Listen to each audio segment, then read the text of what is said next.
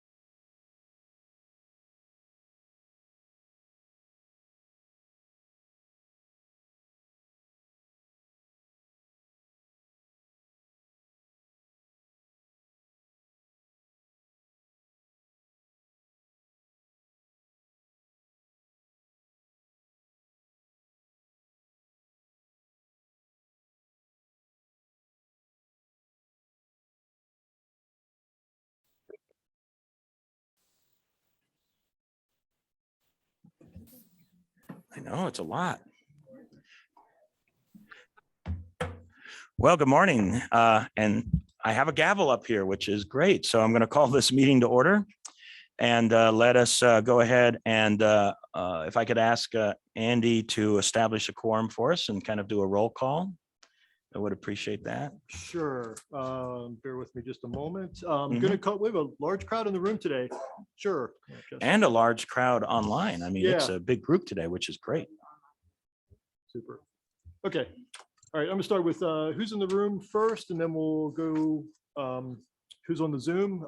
Starting in the room, Chair Vanderwerf, obviously, Councilmember Sharon Thompson, Fountain, Mayor Don Wilson, Monument, Commissioner Dick Elsner, Park County, Councilmember Nancy Hensham, City of Colorado Springs, Councilmember Dave Donaldson, City of Colorado Springs, Commissioner Eric Stone, Teller County, Councilmember Robert Zuluaga, City of Woodland Park, Mayor Pro Tem Roland Gardine, Town of Calhan, Mayor Bruce Davis, City of Victor, Mayor John Graham, City of Manitou Springs. We have CDOT representatives on the Zoom. We have Commissioner Cami Bremer, El Paso County, Trustee Margaret Peterson, Town of Green Mountain Falls. Any other board members that have popped on online that I haven't mentioned? I know that I think that's everybody. Commissioner Williams is not in town, and I think she was trying to dial in, but I'm not sure if she's going to make it or not. So I don't see her online there. Okay, I lost count. We've got a fulsome number and definitely a quorum. We definitely have a quorum. Okay, thank you. We'll just go ahead and proceed. Do we have any new members today, either in the audience or here at the table? I don't think we've got any new folks at the table. Okay, Hey, how sir, about, yeah, please go ahead. This is Dorothy Chitt from Peterson Air Force Base, filling in. Oh, great. Thank you for being online here with us. Any new folks online? Yeah, this is Dan Hunt with CDOT. I'm stepping in for Shane Ferguson this morning to give the CDOT monthly update. Thank you, sir. Appreciate you doing that. Anybody else that's new that's online? Yes, sir. My name is Bridget Bonnet with Public Affairs for the Peterson-Shaver Garrison. Great. Thank you very much for joining us. And I'm Dayton Romero. I am representing Silver Key. My title is Director of Healthcare Strategy and Integration. Thanks. Thank you, Dayton. Appreciate that. Yes, sir. And Andy, you had a comment? Well, Mr. Chair, I should mention that for the folks on CDOT that are on the line, I didn't mention Rich Zamora is here, your boss, RTD director. So just FYI, you can coordinate on the CDOT report there. Yeah, thank you for that. Oh, and I think Commissioner Williams has just joined us, which is great. And see anybody else online that is new? All right. I think, thank you for the introductions. Let's go ahead and proceed to item number 2, which is the agenda approval. Hopefully everybody has had a chance to do a quick review of that. Are there any comments, questions, or discussions about the agenda, or maybe any corrections that anybody would like to bring up at this time? All right, hearing none, I'll entertain a motion for item number 2. Big Elsner move to approve. And that's been motion, there's been a motion made. And Eric Stone, Teller County. thank you. There's a second from Commissioner Stone. Any other questions or comments on, yes, please go ahead. Just a real quick housekeeping reminder, when making motions, make sure to state your name so that we catch that in the minutes. And then if you're out in Zoom, if you can make sure to mute yourself so that we can't hear your background noise. And then in the room, make sure to use your microphone so that we can all hear you out in Zoom. That's all. Thank you. Great, thank you. Some administrative comments to help make the meeting flow well. All right, any other comments or questions about the agenda? All right, hearing none. All those in favor say aye. Aye. Aye. Are there any nays? All right, hearing none, let's proceed to number 3. The agenda is approved. And this is public comments and presentations. We can have public comments emailed ahead to jbechtel@ppacg.org. Yeah. And let me just offer, if there's anybody from the public that is interested in making comments, we do have an item 3A. We'll get to that in a moment. Anybody from the public that is interested in making comments at this point? All right, hearing none. And I think if I saw correctly, it looks like Councilwoman Avila has now joined us. So welcome. Good morning. Thank you. Good morning. Great. And we have a hand raised over from the staff. Do you have someone online with a question? Yeah, let's go ahead and proceed with that. Okay, so the one public comment that we just got says it's from a Nicole Rosa. They said, hello, I was trying to participate via Zoom for today's meeting, but the link's not working. They just got the link from us. Her comment is, our region had 111 days of elevated ozone and/or elevated particulate matters in 2021. Yet we could not even be bothered to hire an air quality expert. We are not doing enough to clean up our air. Sure, we are asking people not to drive in the afternoons, right when they need to come home from work, or mow lawns at certain times or fill up gas tanks at certain times. But people are not doing that. They're trying to get through their days as best they can, and they are not going to make changes. We need to get dirty vehicles off the road, including trucks and buses. We need to bring back emissions testing. I know that would be an unpopular decision, but clearly we've been doing it and it's not working. That was your public comment. Okay, great. And I don't know if she may be listening in or not, but appreciate the question. And we do make it a matter of public record, right? It goes on record as part of this meeting. Is that correct? Yes, we'll have Okay, that in great. the minutes for sure. Okay, great. Yes. 20-second Yes, please, Andy, go ahead. I had a very good discussion actually with Nikki on Friday. Discovered we're both from Pennsylvania originally, but we talked about how we're still moving forward with our environmental planning position. Unfortunately, it got put on the back burner as a result of a bunch of other positions that we needed to fill first. So you'll hear more about that soon. We've got a decent pool of applicants where we're going to start setting up interviews pretty soon. But we definitely need somebody on board, our environmental planner, since we lost Samantha Belly earlier this year, so we can focus on water and air quality issues. So more to come on that. Okay, great. And is she online at this point? Okay.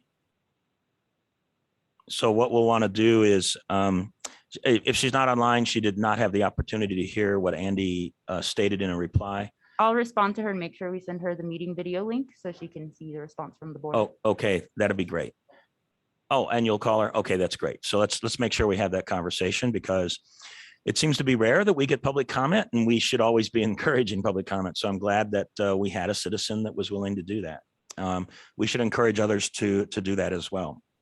And I'll just make a point, something that, oh yes, Mr. Commissioner Stone. Yeah, thank you, Mr. Chair. Just also in response, and I'm sorry, I didn't catch the name of the resident that was making the comment, but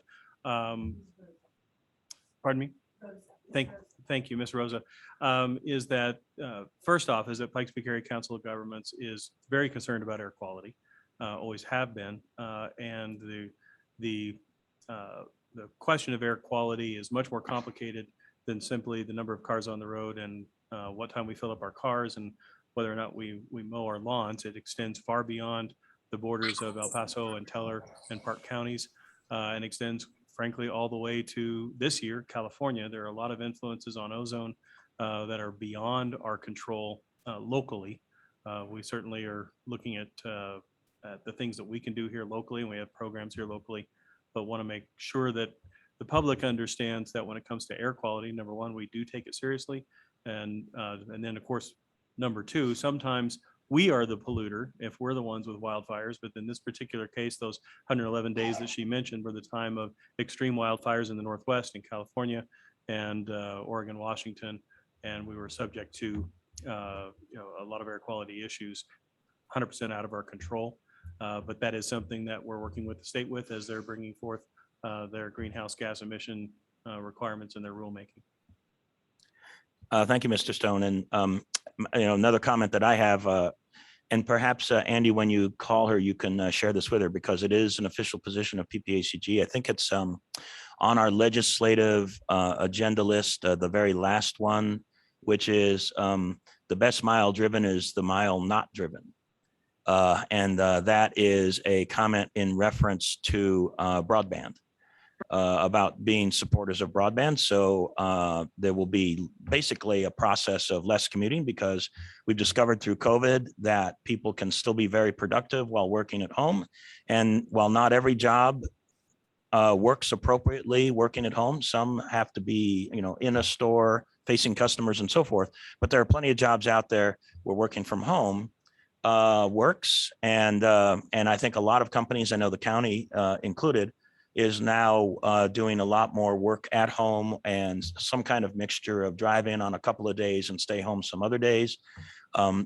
So that is an official PPACG position. And that is, I think, in my humble opinion, potentially a very effective way to reduce driving on our roads and reduce congestion and help address that problem. So we have that as an official position on the PPACG as well. All right. Any other comments in response to Miss Rosa, I think was the name. All right. Hearing none, let's go on then to 3A, recognition of 5-year anniversaries for Gretchen Bricker and Jessica McMullen. Good morning, Barb Watson, PPACG HR Manager. We are here today to celebrate 2 5-year anniversaries with PPACG.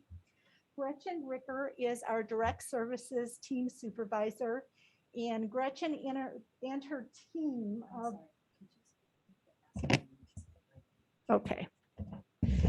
Gretchen and her team of case managers did a really good job this year of making reassurance calls to our AAA clients.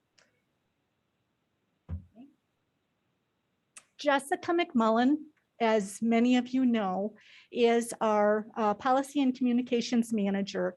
And Jessica has done a very good job this year. One of her functions is to manage our IT department. And because of that, she had to step forward and make a lot of changes in technology and software that helped us to serve our clients in AAA and our partners in a year of difficult remote working, but I think we rose to the challenge. So thanks. Great. Well, congratulations to both of you. Now, let me just ask a question. Would you like a photo? Sure, let's get a group photo up here. As you're gathering, just a couple of additional words as well. You know Jessica well because she leads your legislative activities, and then she also handles a bunch of stuff in-house, as Barb mentioned, IT and a bunch of other stuff. So very high contributor here at PPACG, really value everything that she's doing. You don't see Gretchen as often, but you hear about in the AAA that we offer a lot of consultation and services to our seniors across our 3-county region. She leads a team of case managers. They're about to start our busiest time of year with Medicare open enrollment, which starts October 15th.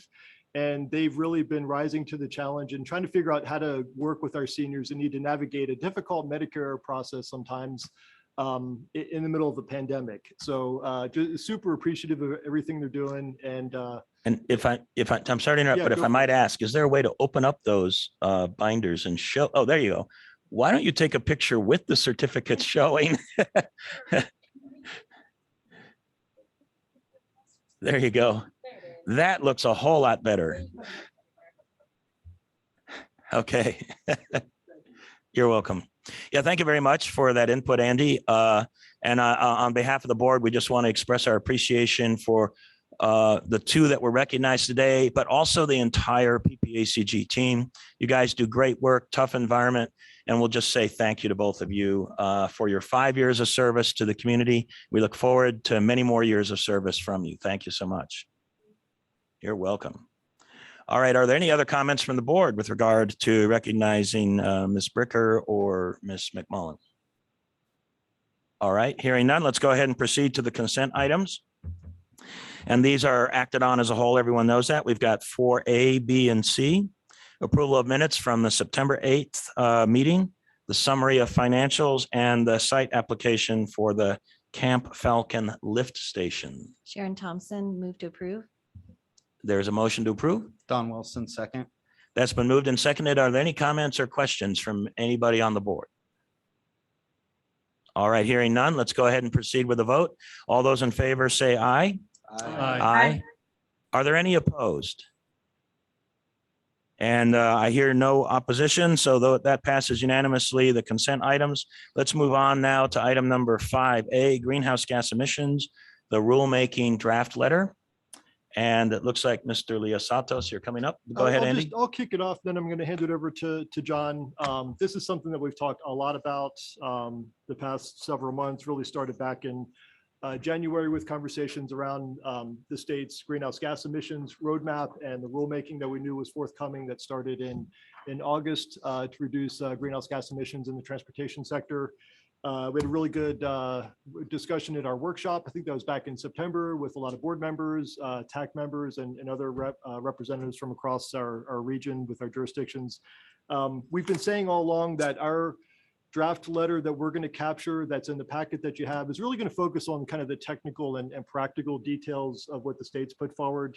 It doesn't say throw the whole thing out. The state can't do it. They probably do have the authority under Senate Bill 260 and some of the other things that have happened over the past couple of years. But we've been kind of taking the approach that we need to look at this from a practical standpoint and see what's going to work and what's not going to work. We know it's going to change how we do our transportation planning. That's a given. So we're trying to make this as workable potentially as possible within our MPO region. So with that, John can kind of touch on some of the specifics that are in the letter. One decision point maybe I should mention before he dives in. You've got two versions of a similar paragraph on page 2, I believe it is, of the letter. So that's one option that you'll need to figure out. Option A, they both kind of get to the notion that emissions are coming from other states outside of Colorado and outside of our region, obviously, and outside of our country as well.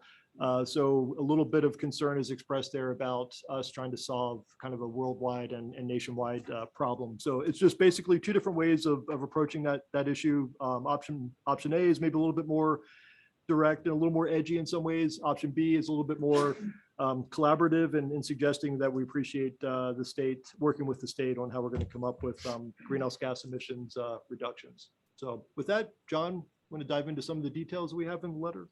Thank you, Andy. Mr. Chair, members of the board. Again, there's no right way to do this. There's no wrong way to do this. It's just what we're the most comfortable with moving forward. And again, I hopefully you all feel that we've been keeping you in the loop the last 10 months plus or whatever it's been. So hopefully none of this is a surprise to you moving forward. North Front Range, I believe their comment letter was 46 pages or something.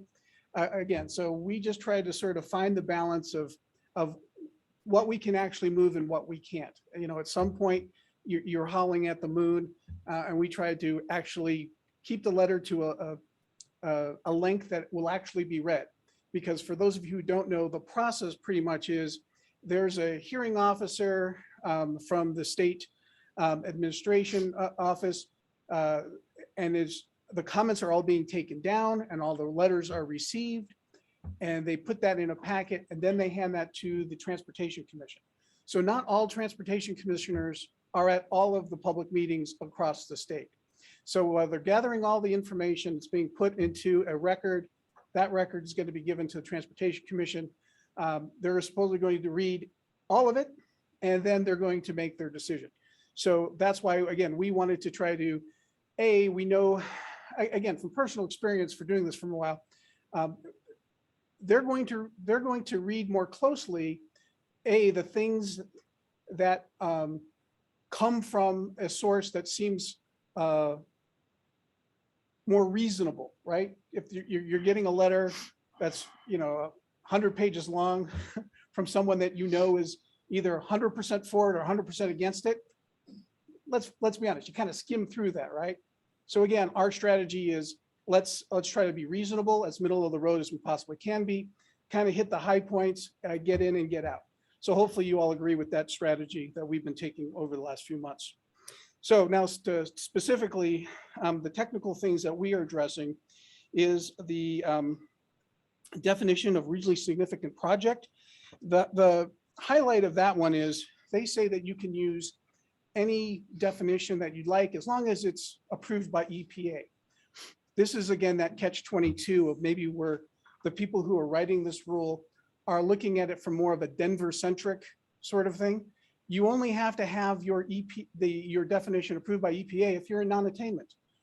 We're in attainment, so we don't need to have our definition approved, nor does Grand Valley or Pueblo. So our suggestion there is, while that's fine, for those who are in attainment, we should be allowed to use the functional classification. This allows us, again, to structure our approach moving forward, still in, still being consistent with the federal regulations and having that same sort of flexibility.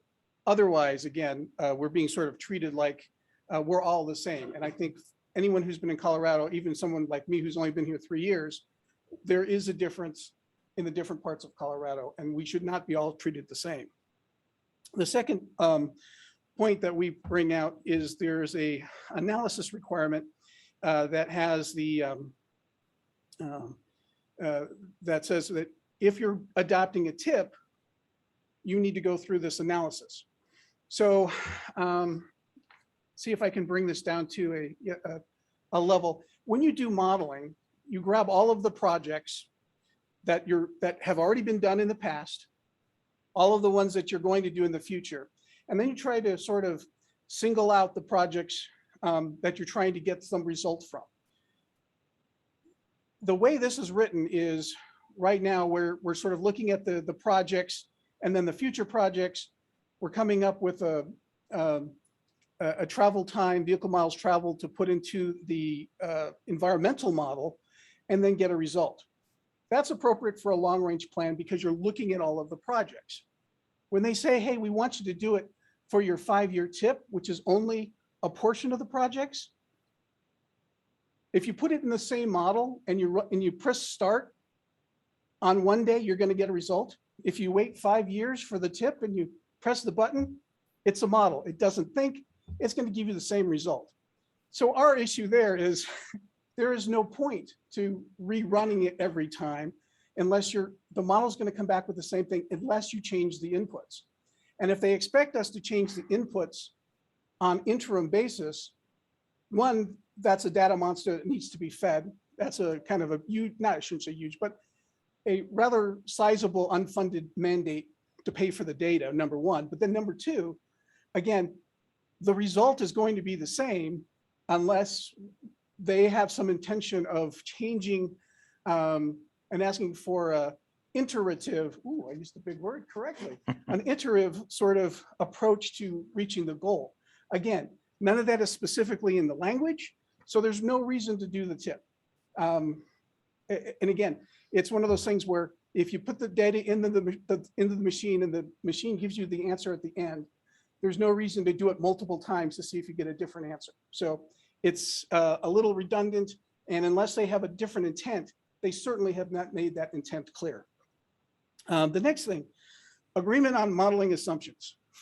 For those of you who have heard me howl at the moon for the last 10 months, I do not agree with CDOT as a matter of example on the application of induced demand. Their application seems to think that if all roads, whenever you build them, audit will fill up and that there is no net benefit to building new roads. I do concede that induced demand is a real thing if used correctly in the right context. The way it's being used within this rule only seems to sort of be done in such a way that makes any new projects as a negative benefit rather than any sort of positive benefit over time. So the issue with that is we're okay to have disagreements. If I disagree with CDOT on something, that actually happens all the time. We talk it out, there's no issue there.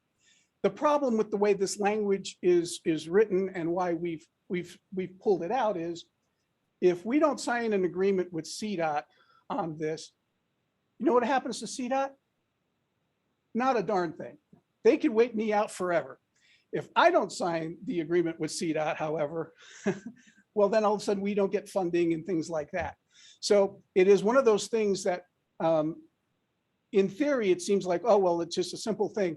It in fact is something that over the long term, especially if heaven forbid, any of the modeling assumptions are politically motivated, it doesn't allow us to sort of have the autonomy over our own model that I believe is important. So that's why we've also called that out in the letter as an issue that needs to be addressed, or hopefully will be addressed. Next one, mitigation measures. Right now, if the rule were to pass in its current form, it's missing something where I can't tell you what would happen. Right now, if it passed in its current form, I receive all the projects, we do all of the modeling, and we come back and say, okay, we didn't meet our target. Now we have to do the mitigation measures. Right now, I can't tell you if that means all of our federal funding, which is about 10 million a year, needs to move over to mitigation projects, or if it's only one project. This whole mitigation thing is sort of the heart and the crux of the whole rule and how it would actually impact us. Yet we don't know how the mitigation measures will actually work. So we think that is one of those things where we understand that by putting it in the formal process, it removes any flexibility in the future. So I get why they did it, and it's all well-intentioned. But the fact of the matter is, we are basically signing on for something where we have no idea. I just hopped on the bus. I don't know where it's going, but hopefully it's going someplace cool like Disneyland and not someplace not so cool. And I'm not going to name a place because that sort of could offend somebody by mistake. So, but you get my analogy there, right? The bus is leaving, they're forcing us to get on, but we have no idea where it's actually going to go. So that's our comment there. Quick Sure. interruption. Sorry. So where this matters is if we're going to invest, we're going to maybe build a regionally significant roadway project, but then we also have to offset that with mitigation. We don't know if we build like 50 miles of sidewalk or 100 miles of bike lane, how much credit do we get for that? So this really matters. It's got to work in balance. We've had this conversation extensively with Shoshana Liu and others at CDOT, and they get it. And we do think we may see a draft of the mitigation measures in the next couple of weeks, but we again don't need it hitched to this rulemaking because then it makes it more difficult to change it down the road. But we also don't want to wait until say April when that policy is going to be in effect to know if we can even comply with all of this or not. So this is a really big deal. Right. And if you notice in our comments, we don't say, hey, tell us what it is now. Mm-hmm. We just say, yeah, it's okay waiting to next year if you need to, because we understand why you're decoupling it. However, please instruct the rulemaking folks at CDOT, the staff that's doing this, make it something that allows projects to have some weight. Mm-hmm. If we do a project, that should have some weight that allows us to do other projects. Don't say that if you do a project, it has no weight. We just want you to take all 10 million and put it towards sidewalks. I have nothing against sidewalks, but again, my personal view is that really at the end of the day doesn't address congestion and actually will have the opposite effect of what they're trying to do. If they want to reduce congestion and the amount of time engines are idling or engines are in use, we have to be able to move people effectively and efficiency, not come from a point of view that, well, if we just made it difficult for them to go from point A to point B, they won't go at all. So therefore, we're saving a whole bunch of gas. So that is one of those fundamental things that we have an issue with.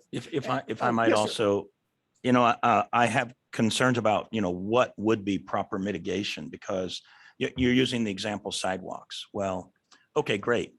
Putting sidewalks onto a rural road where nobody's going to walk on it anyway is a huge waste of money. You'll have a whole bunch of greenhouse gas created to create the sidewalk that no one will use if you want to express a concern about greenhouse gas. But let's take this even a little bit further. A rural paved road, to start to reconstruct a rural paved road, and we're dealing with reconstruction issues in the county, without all of the urban amenities, curbs and gutter and all of that, without all of that, is somewhere on the order of $1 million a mile. Adding all of those urban amenities is something like $4 million a mile. So, you know, they better not be slicing this with a hatchet. This needs to be really kind of a very, very surgical approach. If they're looking for mitigation, it better not be something that forces us to spend 2 or 3 times as much money on a road to put in amenities that no one will use.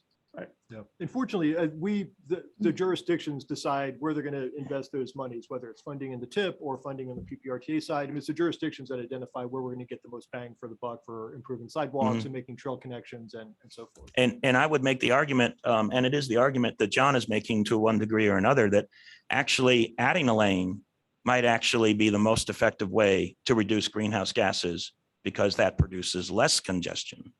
So it may be the most effective way. And, you know, I know that there's many people that feel very deeply about, well, we just need to get more people on buses and, you know, get people to use less cars. Well, we don't have an environment here that's conducive to that, for starters.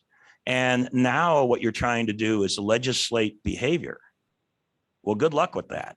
You know, that's really hard. This is Commissioner Williams. So yes, please go ahead. And my comment on this is to think about a town like, well, an area like Falcon. If we were to put sidewalks along Woodman Road, people are not going to use sidewalks to walk into work. They're still going to get in their car and drive in. And so the important thing there is that when you think of the entire county, I think the city of Colorado Springs is doing a great job with their sidewalks and their bike lanes and those kind of efforts that would get us credit towards this greenhouse gas rule. But out in Falcon, if you put in sidewalks, you know, they're not going to be using them. So they'll still drive their cars into work. And so we need lane miles out there. Yeah. Thank you, Commissioner Williamson. So maybe more lanes is actually more effective. And kind of coming back to a comment I made earlier, maybe credits need to be about helping to install broadband. Yep.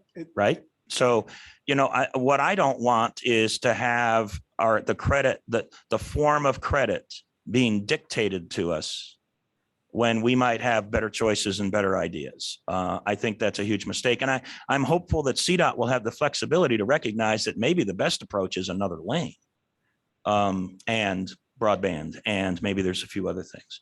And maybe in an urban area, you know, sidewalks and other things do make more sense. But in rural, that is nonsensical, completely nonsensical. So anyway, yeah, just my comments. No, and very well spoken, sir. Yeah, we just, and again, that's to the crux of our argument is, again, context sensitive solutions and options are sort of the way we'd like to see all these things move forward. But unfortunately, I'll take a small detour here. You know, the state legislature sort of put the bumpers on this box, put up barbed wire, everything else. And then they turned to CDOT and said, hey, there's a problem out there with greenhouse gases. Use this grenade. They pulled the pin on the grenade and they handed it to CDOT. And poor CDOT, I think we have a great working relationship with CDOT. We've been very fortunate to have some great CDOT staff in the region. that we work with, as well as even at the state level, we get along very well with all of them.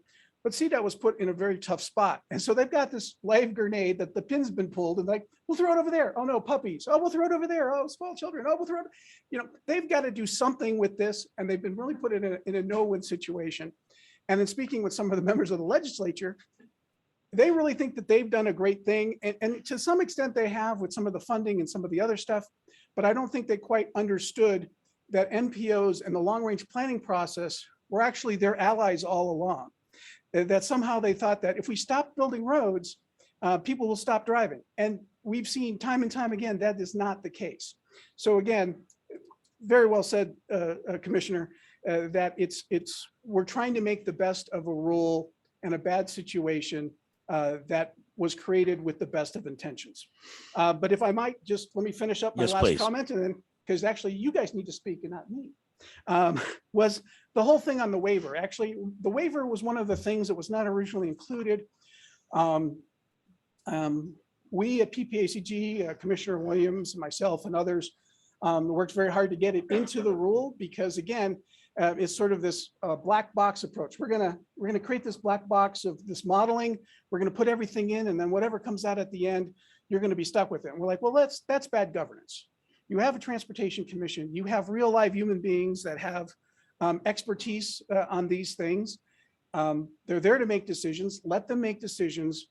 Have provisions in there for waivers, because my example that I like to use is the I-25 gap. Now, I've only been here for 3 years, so I wasn't here at the very beginning, but that I-25 gap, if you try to do that today, what would happen is they would say, hey, we've got this problem. State troopers are getting killed. It's a very unsafe situation. Let's widen I-25. Oh, well, if we widen I-25, it's got to be in the Dr. Cog tip, and and anything in the tip has to be in the long range plan. It has to be in the PPACG tip, and again, the long range plan. So hurry up and amend whatever you need to amend to make sure that that project is in there. Well, if we did that today, because we're adding lanes to I-25 for a very significant stretch, now all of a sudden, you're seeing that we would be bumping up the greenhouse gas rule. And if we didn't allow for a waiver, again, I can't predict what the modeling would say, but it's possible the black box model would say, you can't do that project. So we need to have that flexibility to be able to have real human beings make real decisions based on all the information available, not just about air quality, but about safety and about economic development and all the other things that you all as elected officials do, right? You don't just talk about transportation. You don't talk about just economic development. You're forced to look at the whole picture. And what this does is it's taking that air quality, throwing it into a model and taking away that decision-making. So that's why the waiver we thought was important. They put it in, but then after they put it in, the very next line is, but no waiver should be granted if anything is significant. Well, what does significant mean? It's not defined. And so we're like, so our comments are basically like, you did the right thing by putting it in. Don't then take 2 steps back by not having allowed to do it. The other item on that, which we don't go into a lot of detail, is the whole thing of, well, if you ask for a waiver, if the Transportation Commission doesn't act on it, it's just denied. Again, we believe that's bad governance. If you're going to say no to something, then have the fortitude and courage to step up, put it on the agenda and say no. Don't just ignore it so that it goes away. So that in a nutshell, members of the board, are our comments of why we drafted the letter the way we did. Again, it's been a very long process. Commissioner Williams, I thank you for all of your efforts. I do believe that the final rule is much more workable than the original concepts that were being discussed. And again, I think that was because PPACG was at the table. So we thank you for all your time in this. So with that, Mr. Chair, that concludes my comments, and I'm happy to try to answer any questions as you pound through the wording. Thank you. I'll just make a quick comment and then open up the floor for any other comments. First of all, I just want to express appreciation for the work you all did to produce this letter. It's clear there's transportation planner expertise expressed in this letter. And I think that adds to the letter a lot of credibility in its response back. So I think that's really outstanding. And now, obviously, we're going to have a conversation about this option A and option B. But before we do that, let's see if we have any comments or questions or concerns or recommended changes on any other part of this letter. All right, I'm not hearing any comments. If you continue to review it during the course of this conversation and want to make comments on another part of this letter, please still do that. And now let's go to the two options that are provided, option A and option B. I appreciate Andy's putting them in color coding. We've got two choices here. Can we read them into the record, please? Oh, yeah. Would you like me to read them into the record? I'll do that. And actually appreciate your recommendation to read them into the record, because just in case anybody that's online does not have access to it, they'll now get to hear the words. So I'll go ahead and I'll read this now. Option A. Also, while it may be well-intentioned that the state of Colorado is trying to solve a worldwide problem locally, care must be taken to not do too much at the expense of our citizens, as these actions could harm Coloradans' freedom of mobility, choice, and economic vitality.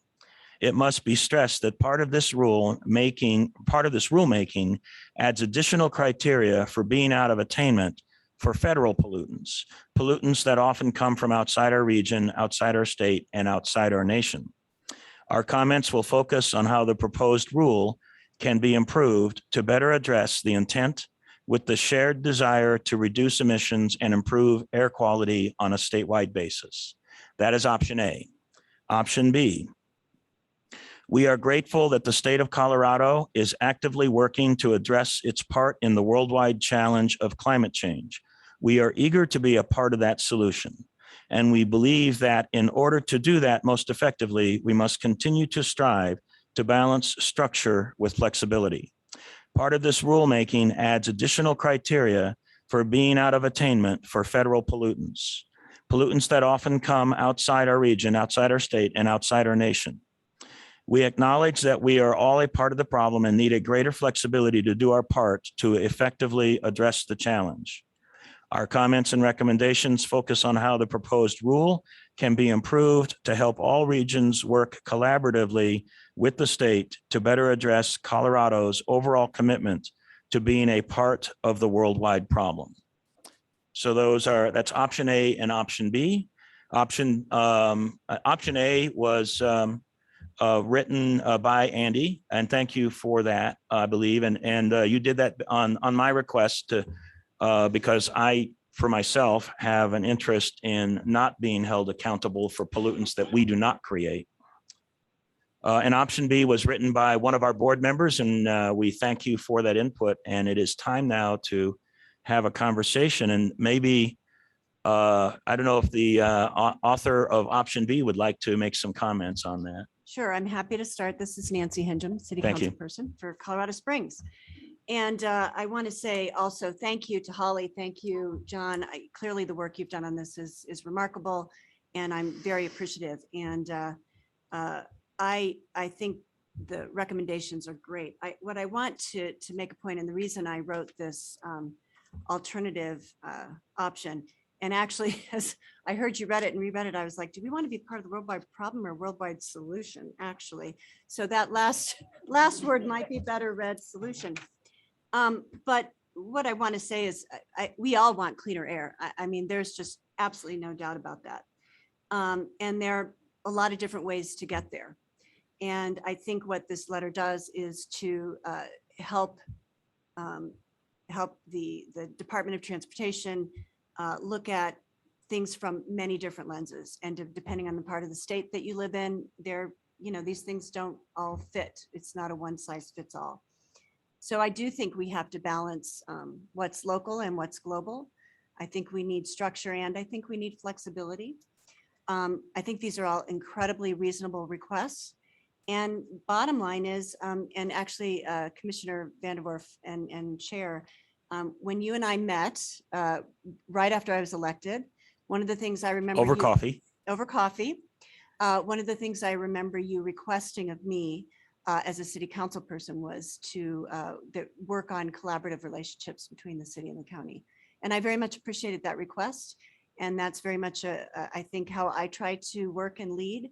And basically, I think a collaborative stance or posture with the state is just, I think generally when you try to be more collaborative and more appreciative of what the other party is trying to accomplish, I tend to think you generally get a little better ear in listening.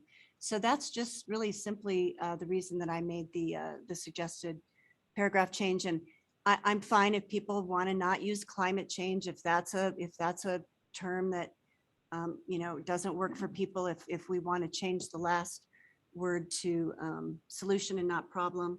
But my general point is I think we need to be more and more collaborative with folks in Denver, with across the state, whatever part of the government that we're working with. Collaboration, I think, is more effective. So that's all I have to say. Great. Thanks for considering. Thank you for your comments. You're welcome.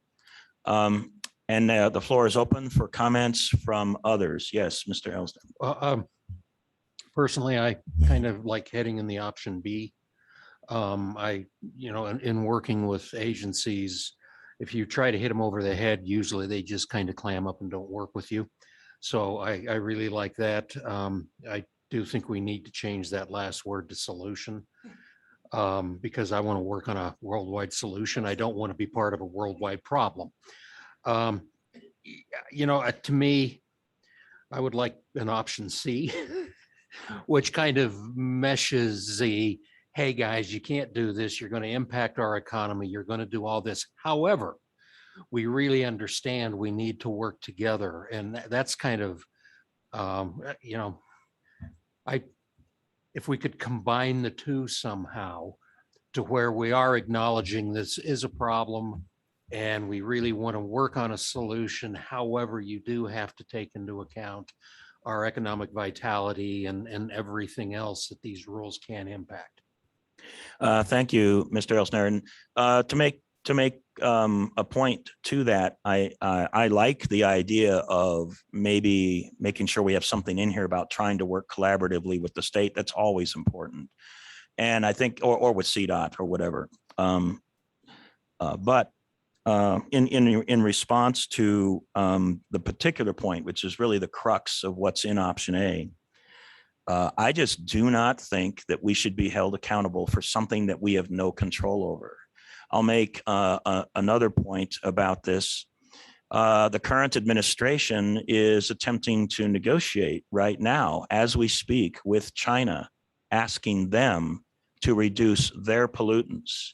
That is the job of the federal government. That is not the job of the PPACG. I think we should be held accountable for the pollution that we create. I think that's totally fair. But I also feel we should not be accountable for somebody else's pollution. That makes no sense to me whatsoever, and there's not a thing we can do about it. And we theoretically can get to a point where if China, I'll just use China as an example here, but it really could be any country. If China ends up producing so much pollution and it just keeps heading our way, we could potentially be in non-attainment even with a closed down Colorado economy. That makes absolutely no sense. So we're just going to punish ourselves because of somebody else's actions. So, but I do like this idea about maybe an option C, continuing to make the point about not being held accountable for someone else's pollution, but also with the intention to continue to work with CDOT and the state. Yes, Commissioner Stone. Yeah, I hope I didn't interrupt. I don't No, wanna, please, I was cut off finishing any up. of your comments, Mr. Chairman. And first off, I do want to say I'm in complete agreement with the idea is that if you go hit them over the head, they're not going to read past the first lines of that sledgehammer that you hit them over the head with. I don't know that I would say that option A is necessarily a sledgehammer. It certainly comes out and just says there is a point that is being made there, which I think is really, and actually it's well written. It sounds like something I would have written, Andrew, which is that that it's almost, it's not dripping with sarcasm, but you can see sarcasm from there, is that we're going to solve the global problem here in Colorado Springs. Thank you so much for the opportunity for us to fix the problem in Colorado Springs. That's kind of where I kind of view that coming from. And while I agree with that level of sarcasm, because we are talking about a global issue that they're pushing down on Colorado and saying Colorado's going to fix it. And I think some of the key crux of what this is doing to us is it's literally taking away the authority of PPACG in choosing the most vital and important transportation projects, because it's applying a model which may not even allow us to do something which we as representatives of all of our local governments feel is extremely and vitally important to transportation within our region. And I think that that local governance part of it has to be there. So that's the part I really love about option A, is it does drive this in, that this affects local decisions and impacts and makes it so that local decisions truly may not even be able to be made because of some algorithm, as John talked about, stuck into a black box that kicks out a result, and here's the paper and here's the result. No, you can't do it. And we're looking at very real problems. And Woodland Park and Highway 24, and as El Paso County increases in size, the congestion going up Highway 24 just increases. The amount of idling cars in Woodland Park on weekends, when you guys have gone up there, without an ability to fix those problems only through capacity. It's either that or you tell people in Colorado they can't go to the mountains. Let's be real serious about this. Is that these capacity limiters that go in and basically say, we don't want you to increase capacity because then people will drive. Well, leaf peeping season is leaf peeping season. And for anybody who went up to Teller County, and I hope you did, it was probably the best fall season we've had in maybe a decade because of the tremendous rain this summer. It was beautiful. But instead of looking at leaves, they're going to be looking at taillights that stream down from Woodland Park down onto Highway 24, and then also causes those drivers to look for opportunities to bail off of Highway 24 and then impact the safety of citizens who live in residential areas because they're trying to somehow figure out a way to get around this. Limiting our ability to address concerns like that, to address concerns like what Commissioner Williams is bringing up about, people coming from the Falcon area back into Colorado Springs. And this is not to re-legislate this because it's been done, but as for the rules themselves, this comment that we're going to put in here, I do think we need to have that local message on there, is that it's taking away, some of our local ability to do that. Things like waivers and that are going to give us more freedom to do that. As for the option B part of it, the one part, there's several parts that I don't care for, but where we say we're eager to be part of that solution. I'm not real eager about a lot of what is in this because of the impacts it has on local governance, because of the impacts it has on local decision making, but also the impacts it has on that decision making at the Traffic Commission. If the Traffic Commission can't overturn, there's a waiver process, but the Traffic Commission is limited even for what they can overturn, then the advice that we give and then the way that advice is taken is completely taken away by whoever decides what numbers go in the box. And that's the really dangerous part of this, is that we have the potential to go down a road where the attempt was to achieve greenhouse gas reductions. As we all agree, we want to decrease pollution and limit pollution as we grow. But I think the way this is set up, we're going to create even more emissions because if we can't increase capacity, as the chairman wisely pointed out, we'll be sitting at stoplights, we'll be staring at taillights because we live in a mobile state, a state where people recreate, where people go outside and they move from place to place. This limits that. And so if we were only looking at option A and B, I would be a big supporter of A. Although I do think we need to soften that first sentence because there's, I love the tone personally. However, I don't think they're going to read much past it. And that's all my comment. Thank you, Mr. Stone. And I'll make a recommendation, which I think will be on option C, but I won't do that at the moment. I just kind of put together some of option B and adding it to option A. But having said that, I won't give that at the moment. I'd like Councilman Zulaga, who had his hand raised, to comment. Thank you, Mr. Chair. Yeah, I'll leave the wordsmithing to others. I'll just say what comes to me with this. I'm concerned that we are trying to regulate unintended consequences that are, to my mind, they're huge. I was at CML a couple of weeks ago, had an opportunity to see the presentation on the electric vehicles. And that bus has sailed, by the way, if you're not aware of it, in terms of the state, that project heading towards having 50% vehicles being electric. But there's some unintended consequences. We think, great, we're solving the problem of not having petrochemicals in our exhaust, but we are creating so many other environmental problems and concerns that we're not even talking about. Even the idea of the sidewalks, look at the extra concrete you're using, look at the extra factors you've got of the pollution factors that we're not looking at. But let's stay with just batteries and lithium and the pollutants of lithium and the mining of lithium. We are, as a state, receiving pollution from outside of ourselves. We're already receiving it from fires from California, but we're getting pollutants globally from China. China is not anywhere as regulated as we are in terms of caring for the environment. And yet we are intending to put 90% of battery production, which is right now in China. All of our vehicles then are being reliant on that. Look at what that's doing globally and the impact we're going to have. So for all we're trying to do to decrease our pollutants and our air quality here, we think, great, we've got our little areas protected, but we're opening the door to other countries who are poorly regulated to be the dictator then of what we think we've got. Oh, we've got a safe environment, but really it's coming at us in different ways. So I think we've got some unintended consequences in this whole thing. And I recognize we need to work together to legislate something or to work together. I like what this lady here is saying about having a collaborative relationship.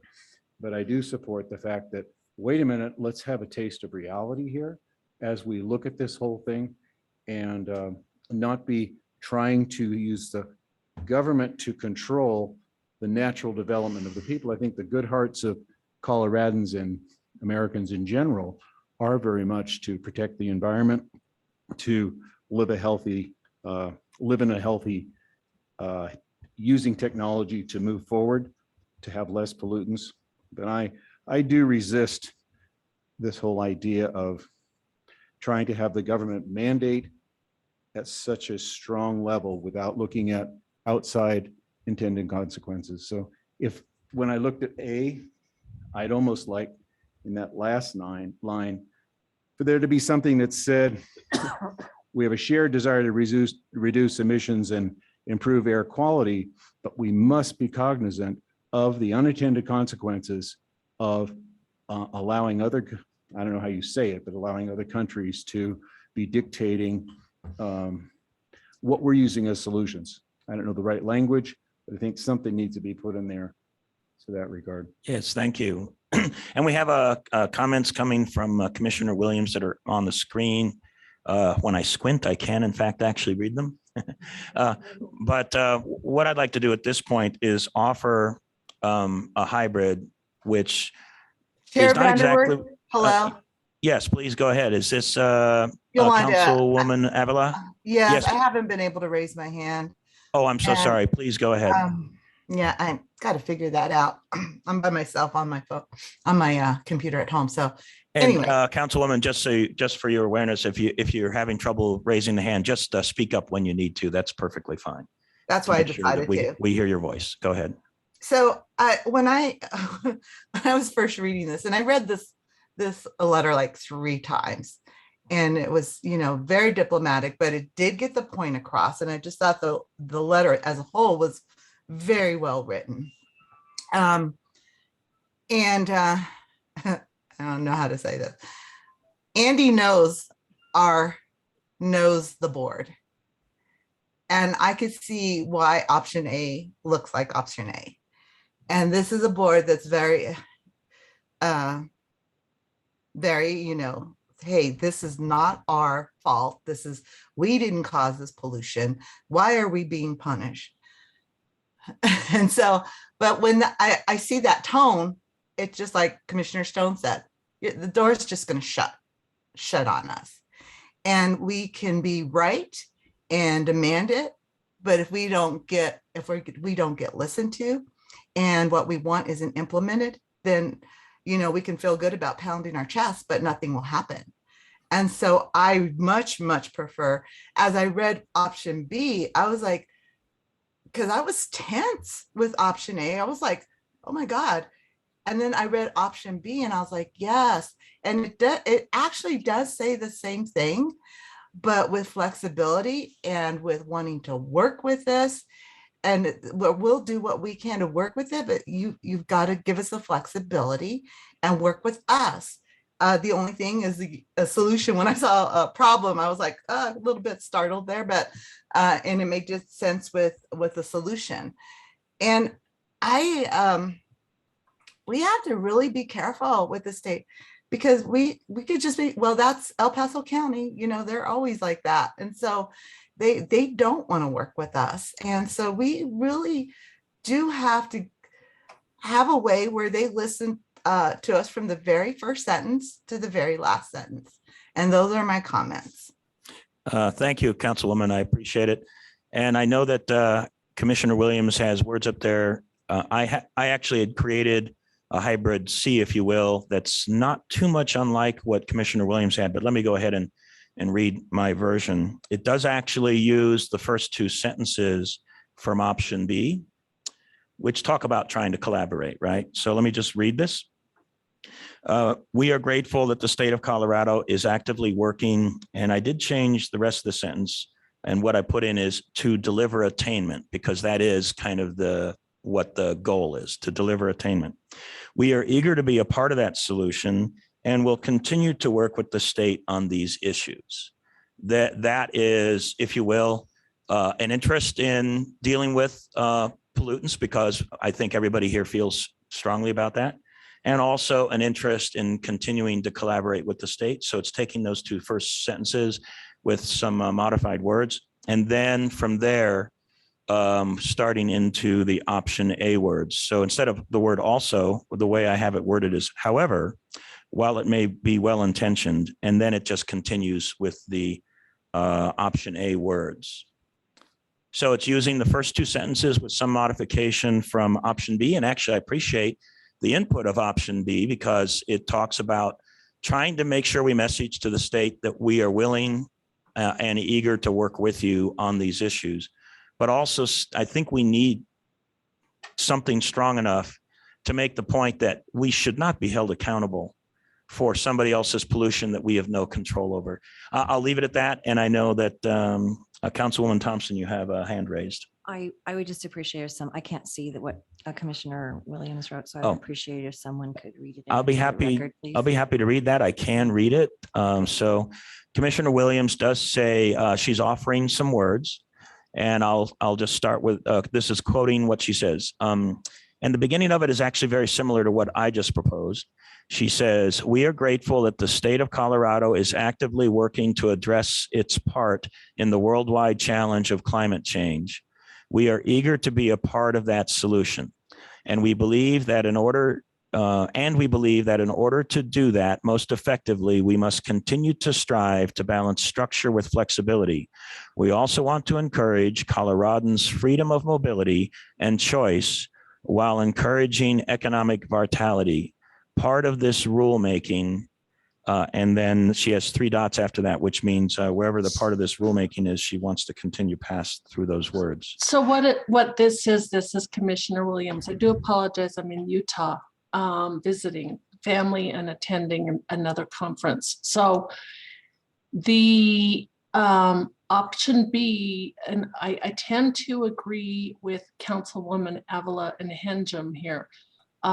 We have to remember the Transportation Committee is appointed by the governor, so they all are Democrats. So I think that in this paragraph, what we're trying to do is make sure they read the rest of the letter. But I still like the fact that we're talking about freedom of mobility, choice, and economic vitality. So what I did was just simply add in to option B, the things that some of those words, because I think that what we need to do is still add lane miles and still talk about we cannot harm our economic vitality. And we still have to realize that Coloradans, frankly, we just love our cars. And I know that a lot of people would much rather just hop in the car and get to a place. So I think that's what we're trying to do, is make a statement, but keep the statement nice enough that they get through our statement that we are making because of what we believe and get to the meat of the letter. And so that's what I'm trying to push for here. So it's actually option B, just adding in some words from option A that I liked. Okay, great. I appreciate those comments. And what we need to do at this point is open up the floor for anybody else that wants to offer comments. Make sure that everybody has a chance to provide some inputs, including anybody online. And I cannot see if anybody has any hands raised online. So if you do have your hand raised and you're online, just go ahead and speak up at this point. And we're switching over to see if there's any hands raised, and I don't see any. So if there was an input that you wanted to make at this point and you're online, please just go ahead and speak up. Oh, I'm sorry. Yes, Mr. Donaldson. Thank you, Mr. Chairman. Personally, I like your option C. I think part of the reason that the original language looks kind of stark is we're comparing it with B right below it, which they won't be doing. B won't be there to make the language we send to them look harsher than the language right below it. And I don't think we want to soften it up so much that they lose the impression that we're really not fond of what's going on. I mean, I don't think there's anything wrong with, you don't want to be so harsh that you alienate, but at the same time, we don't have to hide who we are. The final sentence of option A does say, with the shared desire, right? That's being collaborative, shared desire to reduce emissions and improve air quality on a statewide basis. That's all. All right. Thank you very much. Any other comments? I just want to comment to that, Yolanda. Yes, go ahead, Councilwoman I Avila. didn't have the, I wasn't comparing them because I read option A first, right? And I was like, oh my God, this is going to go over well.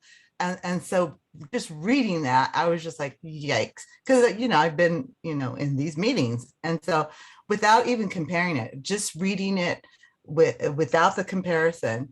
And then I was like, oh, well, this is going to go over like a lead balloon. And so then reading option B, not till now, not till you read it now, I was like, okay, this will be more palatable. So, but that's just my input. Thank you very much. And I appreciate, actually, we're having an excellent, robust discussion, and that's always important. Commissioner Stone. Yeah, thank you, Mr. Chair. I do like the part of your recommendation, Mr. Chair, that we change, that we use the option B language, which is friendly, and reword it to say that we're going to, address our part in. I think you're correct that it really is about attainment here in Colorado, because really that's what we have control over, or what we have responsibility over is, attainment within PPACG region and certainly within the MPO. So I do like that initial one. And I think if I recall, when you read your suggestion, it still included the beginnings of option A of being well-intentioned to solve a worldwide problem locally. from a getting people to listen standpoint, while I agree wholeheartedly with the comment, I don't think it serves the purpose of what we're trying to do today, which is to get them to understand our comments, to get them to understand our criticisms and our desire for some change in the rulemaking. So I think we need to strike that part out of it, to be honest. Strike while it may be well-intentioned that the state of Colorado is trying to solve a worldwide problem locally. And then maybe start with the word care. The next word after what you just mentioned is the word Yeah, care. I think you could start there. I think that just goes straight into it.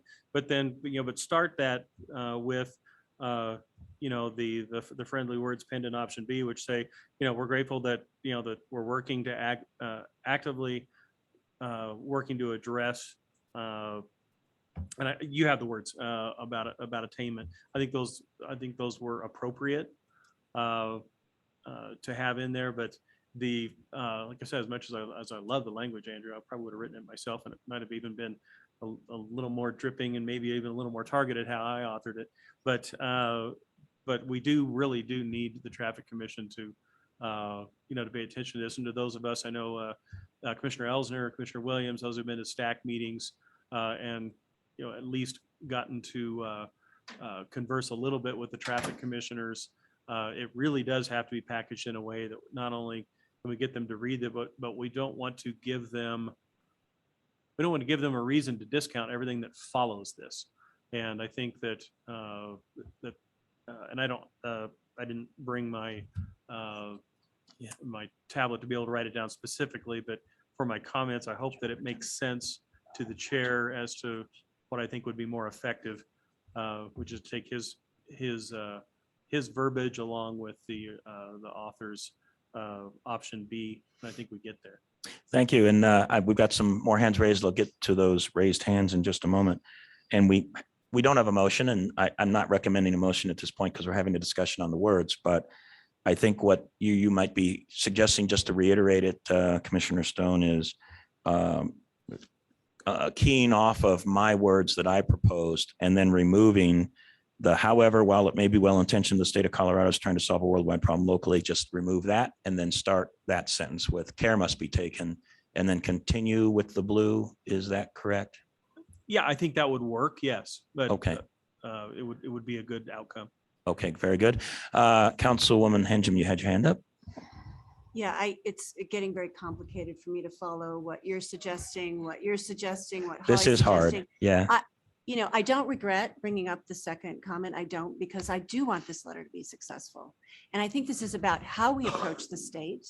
And, we could spend 2 more hours, as this is a large group of people to do editing. And I don't know how we get through that because we need to make a vote. But I just want to, in particular, highlight what I heard Commissioner Williams say, which is we want this to be successful and we need folks to listen. And I think the question is, how do you get people to listen? And I will just say bottom line, and you can certainly add some greater points about, I think actually Commissioner Williams' language did it, which is we need the freedom of mobility. I think we can make those points, but the howevers and the buts, look, I'm a former therapist, a coach. When you start pushing back at people, their ears shut down, their hearts shut down, they don't listen, and they're not going to look at the great solutions that are in this letter. Thank you. So I just would like us to kind of move on. I don't want this to become a 3-hour conversation. I would be interested actually in what Mr. Zamora, I don't really know you. We haven't met. You work for the state. If you can or are willing to comment your thoughts on this, might be interesting. And before you, well, actually, okay, Councilwoman Thompson had a comment as well, and then we can ask Mr. Zamora to respond. So I'm going to throw this on the people in the room I know are really Robert's Rules of Orders people, because I'm not. I depend on you all in these meetings. Is there a way to temporarily table this for 10 or 15 minutes, allow staff to go back and very quickly put a paragraph together that kind of maybe compilates the different suggestions that have come out to us, and they could bring it back quickly. It could be distributed very quickly online. I think it might, I agree with Nancy that I think we're getting a little confusing here with who wants to take out this word and that word and add that sentence and follow it. And I don't know if that even is under Robert's Rules of Orders is even a motion or something, can be made. We want to make sure we're doing things correctly, so. And I appreciate that comment. I was thinking about something similar. Sometimes it is difficult to do this by committee.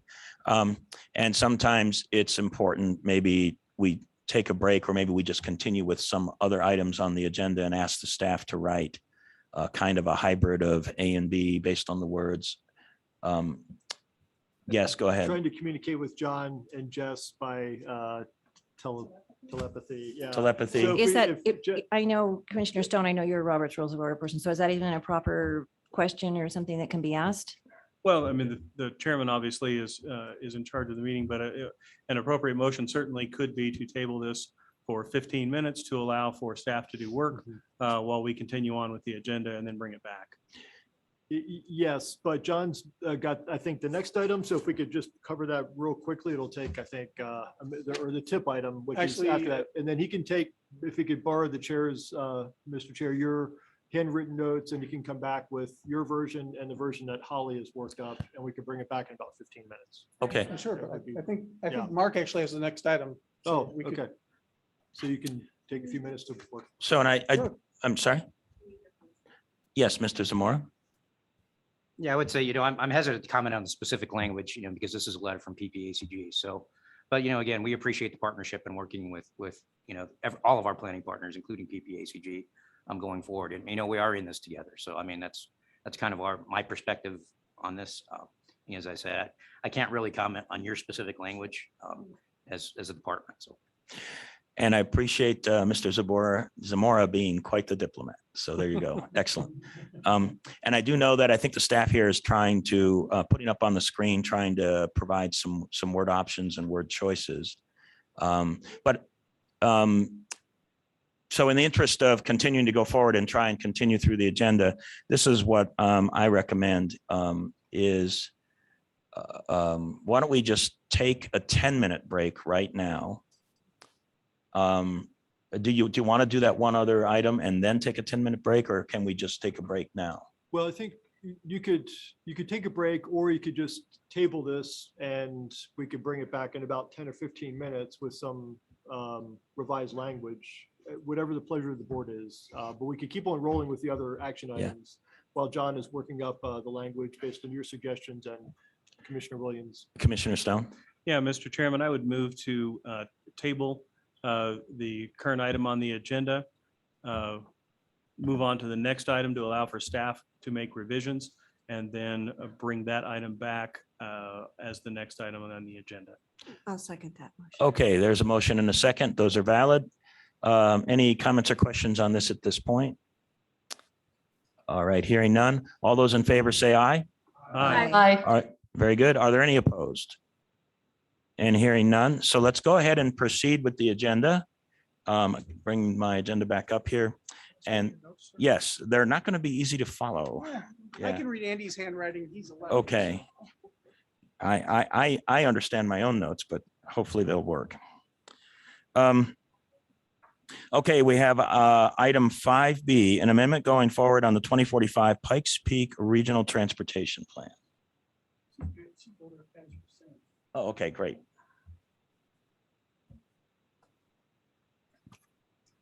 Thank you, Mr. Chair. Good morning, board members. Mark Northrup, Senior Transportation Planner at PPACG.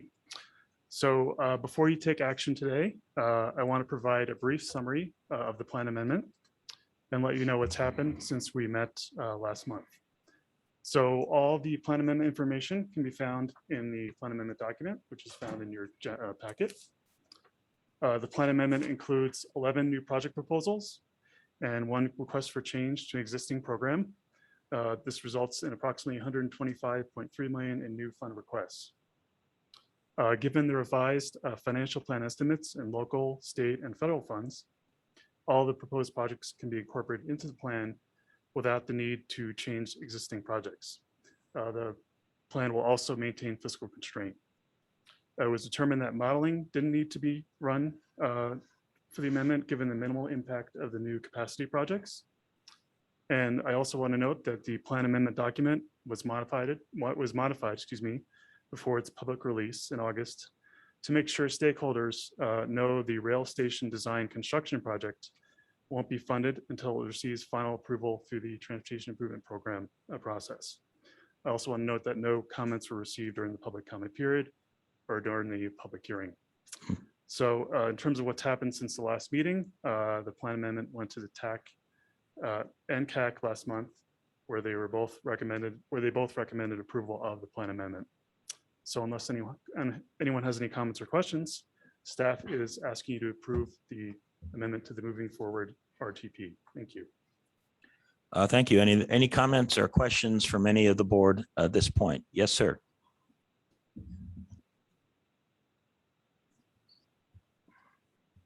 Okay.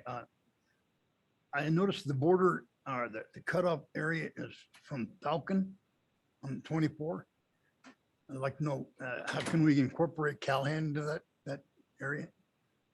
I think you had a map there, so maybe you can scroll back up to the map.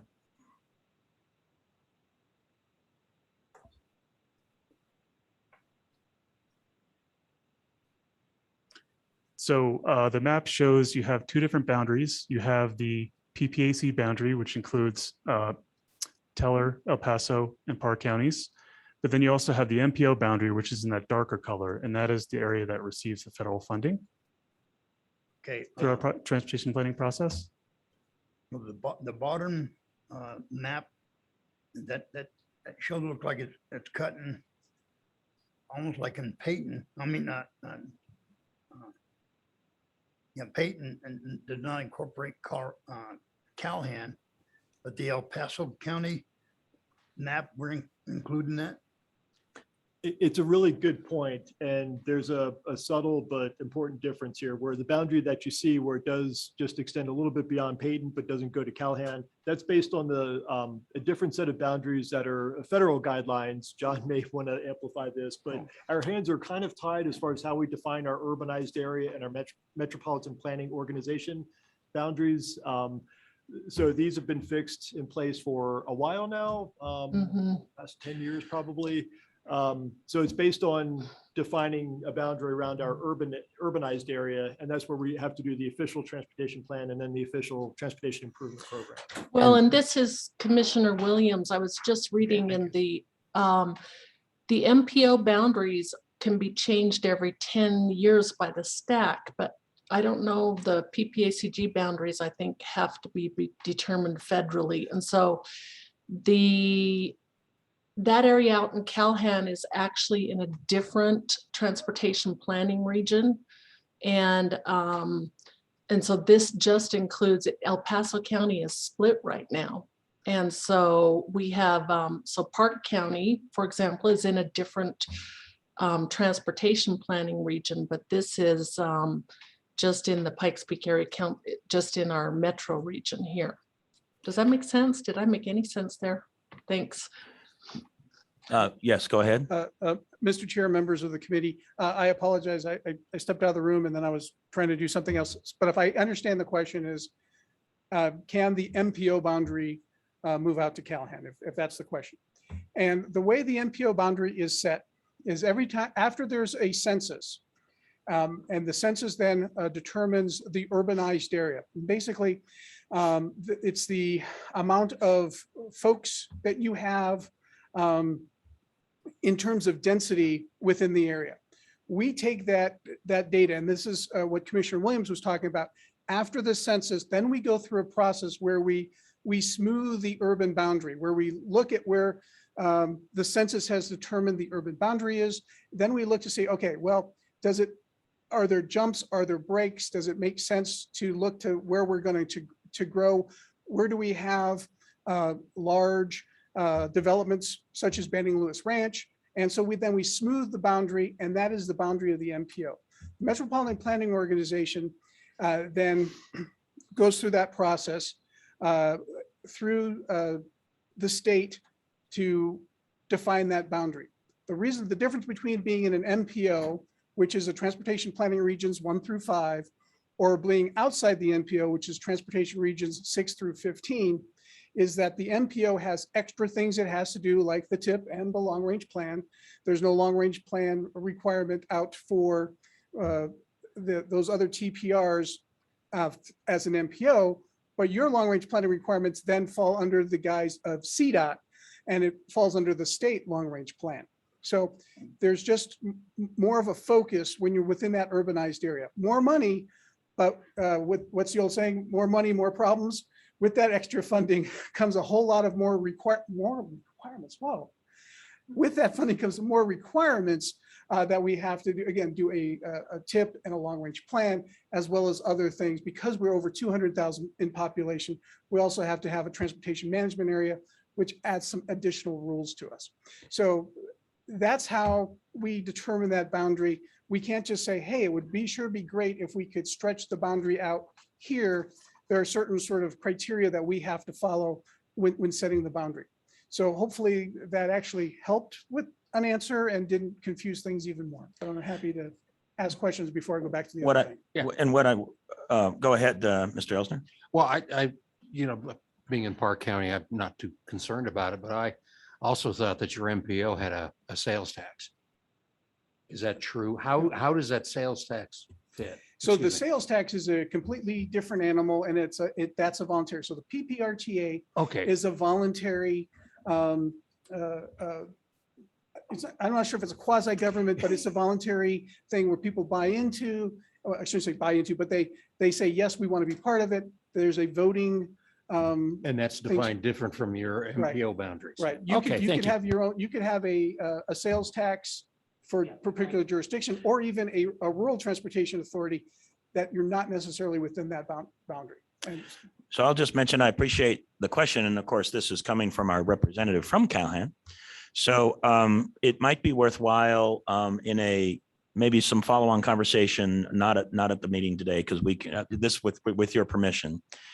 It sounds to me like you have an interest in having a conversation about whether it makes sense or if it's possible to include Calhan in our MPO. I'll make the point there might be some reasonableness in at least having a conversation about that, because on that highway going northeast, we have basically explosive growth in the county. And it is heading towards Calhan. And those are people that are commuting into Colorado Springs. So there's logic in an MPO consideration, and whether it makes sense for Calhan to be included today or not, maybe it is part of that calculation, but probably someday it will make sense to include Calhan. Yes, please go ahead. In response to that, okay, right now we are a bedroom community, okay, but we also are entertaining a lot of growth in our community. So we do need to be have the opportunity to at least look at it and have this conversation. Think that'd be great.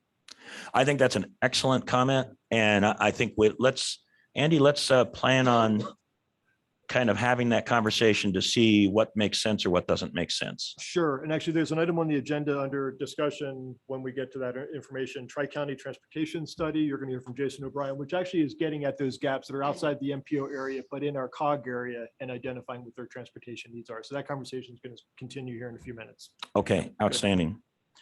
So let's go back then to the matter at hand, 5B. And we have the amendment for the 2045 Regional Transportation Plan. And I guess maybe we're doing a great job since we're getting no public comments. Can we assume that? I hope that's a good assumption. I like to think so, yes. Anyway, are there any comments or questions on that, or is anyone willing to entertain a motion? Don Wilson, motion to approve. Eric Stone, second.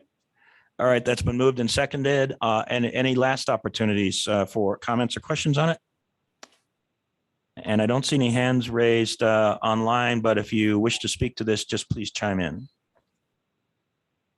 Okay, hearing none, let's go ahead and proceed with the vote on 5B. All those in favor say aye. Aye. Aye. Aye. Are there any opposed? All right, hearing none, that passes unanimously as well. Let's go to 5C. This is the fiscal year 2023-2027 TIP draft. Do you have to come back up, John? You're having trouble getting that other task done, aren't you? thank you, Mr. Chair, members of the board. Mr. Chair, members of the board, the 2023-2027 tip. I see if I can be brief since we've got so many other things on the agenda, but if I skip over anything in my effort to save time, please feel free to ask me any questions. This item was originally on your agenda last month, but we had some issues on how the match was being calculated, which turned out to have the incorrect amount of funding available in both our STP dollars as well as our transportation alternative dollars. So that had to be addressed. A big thanks to Victoria and El Paso County to helping us with that, as well as we had some issues with the overall fiscal constraint and how it was being reported in the document. Huge thanks to Wendy Pettit at CDOT and Kathleen Collins for helping us work through that. So we pulled it from the agenda. We took one step back. We fixed all those problems. And now we went back through the TAC and the CAC, and they're recommending that we release this for a public comment. Just real quickly, as part of those issues that needed to be fixed, and the reason why it was pulled from your agenda packet, there was approximately $54,000 in TAP funds that we were over programming. Basically, we were using the wrong match rate. Once the correct match rate was applied, we found that we had over programmed by $54,000. City of Colorado Springs stepped up and removed $54,000 from their 30th Street project. So that put us back into a fiscal constraint. On the other side of the ledger, we ended up having approximately $124,000 of STP dollars that were in addition to what we programmed. Again, so I think we sort of used the wrong match rate on one and the other, and once we sort of swapped those, everything seemed to work just fine. Those $124,000 of FTP was added to the Colorado Springs Woodman Road project, and that's one other thing that we also needed to fix. Was it was showing as a single project in that first draft tip. Now the draft tip has it as two separate projects. And the reason why that's important is the first project is actually, while Colorado Springs is the sponsor and doing the work, it's a great partnership and collaboration with El Paso County because it is the design of Woodman Road from State Highway 21 or Powers out to US 24. Then the second project is an actual construction project for Colorado Springs from Powers or State Highway 21 to 1,000 feet before or after Black Forest. So that has all been worked out. And so what we're looking for you today is approval to release the document for public comment. We'll work with Jessica to get something in the paper. We'll have two open houses, one in person, one online, virtual only. And then we will grab those public comments and we'll come back to you. So while we're looking today as the approval to release the document for public comment, you will have a couple more quote unquote bites at the apple to actually look at the document and vote to approve it. Because we will come back to you in December for the official public hearing and have it be an information item. And then in January, we'll come back to you again for the actual adoption. So this is something you'll see a couple more times. All we're looking for today is the ability to go ahead and release it for a public comment. All right, thank you for the great explanation. And are there any comments or questions from the board on this item? And hearing none, I'll entertain a motion. Oh, do you have a comment or want to make a motion? Just going to make a motion to release the 2027 tip draft for public comment. Okay, great. Is there a second? Nancy Henjum, second. And that's been moved and seconded. One last opportunity for comments or questions on this before we vote. And hearing none, all those in favor say aye. Aye. Are there any opposed? Okay, and I see a thumbs up as well. That's awesome.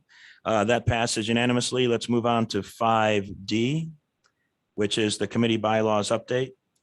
And just for a heads up, after we get through this particular voting item, if it pleases the board, we'll take a quick comfort break. I know that I need one, and there may be others as well. So we'll take a quick break after 5D. Thank you. Go ahead, sir. Good morning. Thank you. Oops. Oh, I have that happen Challenge all of the time. aging. I'm sorry. My hearing aid, my glasses, my mask. It's reality. So, That's right. good morning. Thank you, Mr. Chair, members of the board. It's good to see you today. Item 5D on your agenda, an action item. It's pretty straightforward. The Pikes Peak Commission on Aging has recommended and voted amongst themselves a permanent position on the Council of the Commission on Aging Committee by a member of the Innovations in Aging Collaborative staff. The IIAC staff were actually the originators of the Colorado Springs Commission on Aging, which transferred over to the Pikes Peak Area Agency on Aging at the beginning of January to expand their work from a city-based, age-friendly collaborative process to a regional process through the Area Agency on Aging across all 3 counties. As you might remember, they recently provided an update to their work. They're now pursuing the age-friendly what they're calling the age-friendly 2.0 process, including work through El Paso County, and ultimately their work will reach across all 3 regions. You have, I have noted in the language that we do have a revocation clause in case for any reason that that partnership should sour or go lacking at any time. Any member may call for its withdrawal. So the Innovations in Aging staff member who has worked from day one with the age-friendly process is due to go off the board, and the Commission on Aging felt it was wise to retain them somehow. So this is coming to you for recommendation and approval. Any questions? All right. Are there any questions or comments on this particular item? All right. Hearing none, I'll entertain a motion. Move to approve. This is Dick Elsner. That's been moved. Second? Second.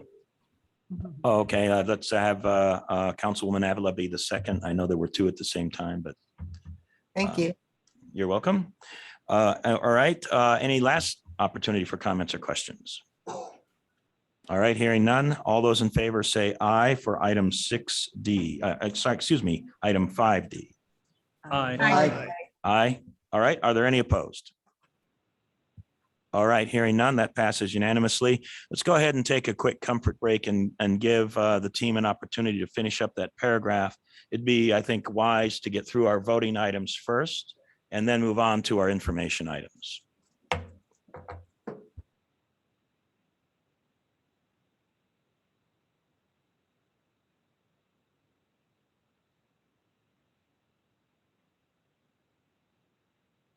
We grabbed, everyone should find something in there that they brought to the party. So hopefully that will work. All right. Thank you. Thank you so much. Sure, of course. I'm gonna close it on this one and open it here so we can And then- edit it live. Yeah, and then plus that way they can also see it on the screens. Yep. Sure. All right. Yeah. Is it this one right out here? Uh-huh. It's right down there. I can get it for you. Okay. Yeah, no problem. Yeah. So I'm gonna print it, has everybody, so we can see that. Yeah. Perfect. You want a few of them? Yeah, I think.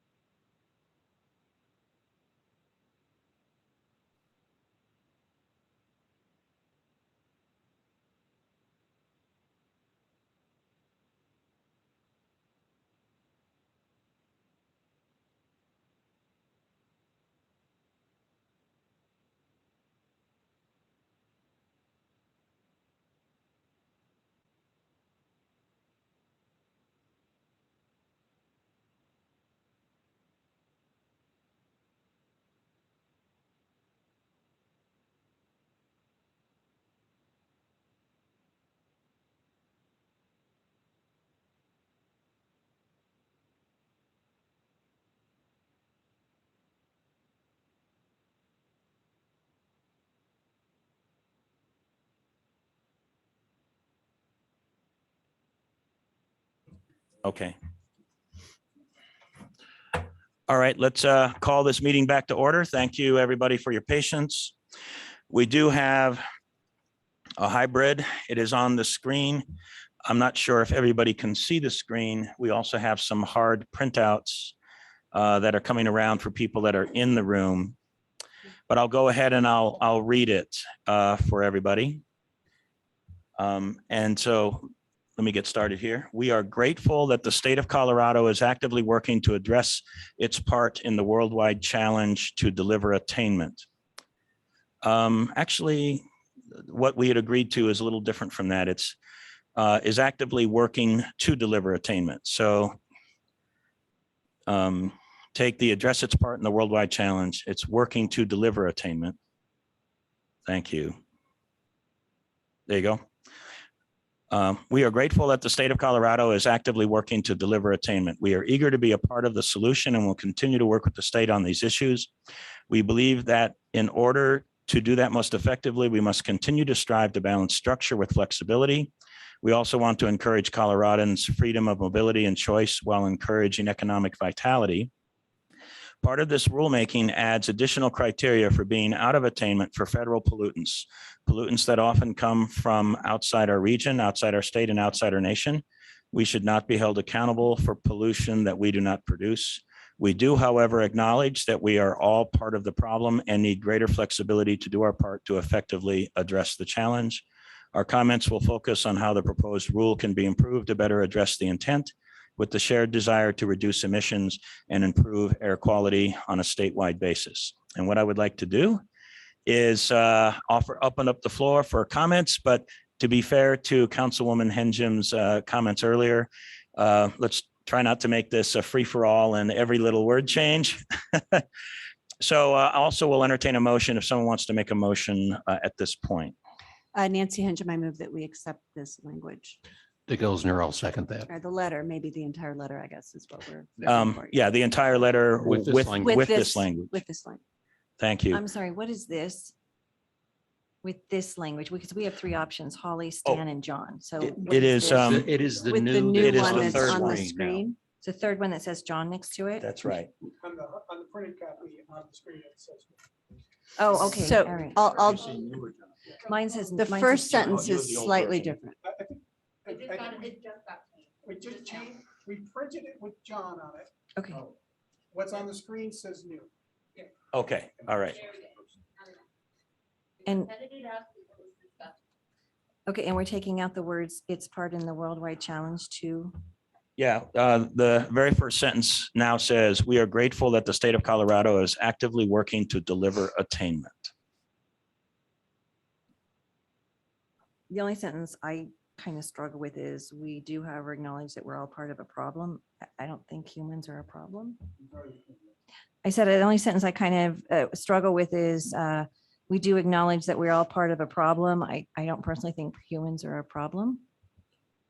So. Well, I would.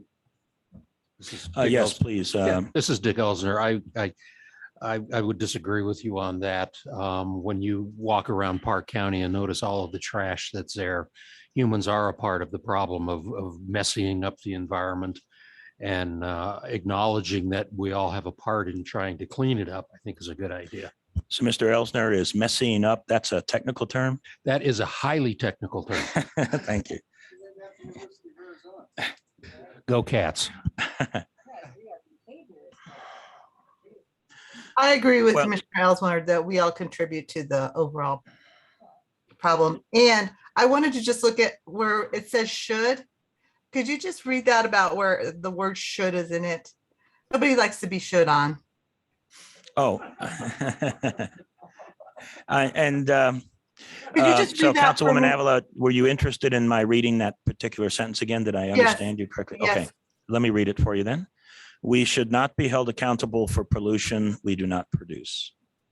Maybe it should be, it could be, it is important that we not be held accountable for, instead of should. It is important that we not be. Okay, fair enough. So we will hold your comments for just a second, but we Okay. will get back to it. What I want to do is kind of close out Councilwoman Thompson's comments. Are you willing to, I mean, so we have a motion and a willing to second. change it. I just don't think, I think the behavior, Dick is In- messing up behavior Dick is referring to. is Yeah, the just in the process of trying to follow some Robert's rules here. Are you interested in making a friendly amendment to change those words, or are you good to go? Okay, very good. So let's move on to Councilwoman Avila then at this point. And Councilwoman Avila, could you restate those words and then let us know if you're interested in making a friendly amendment change? Yes, I don't have it memorized.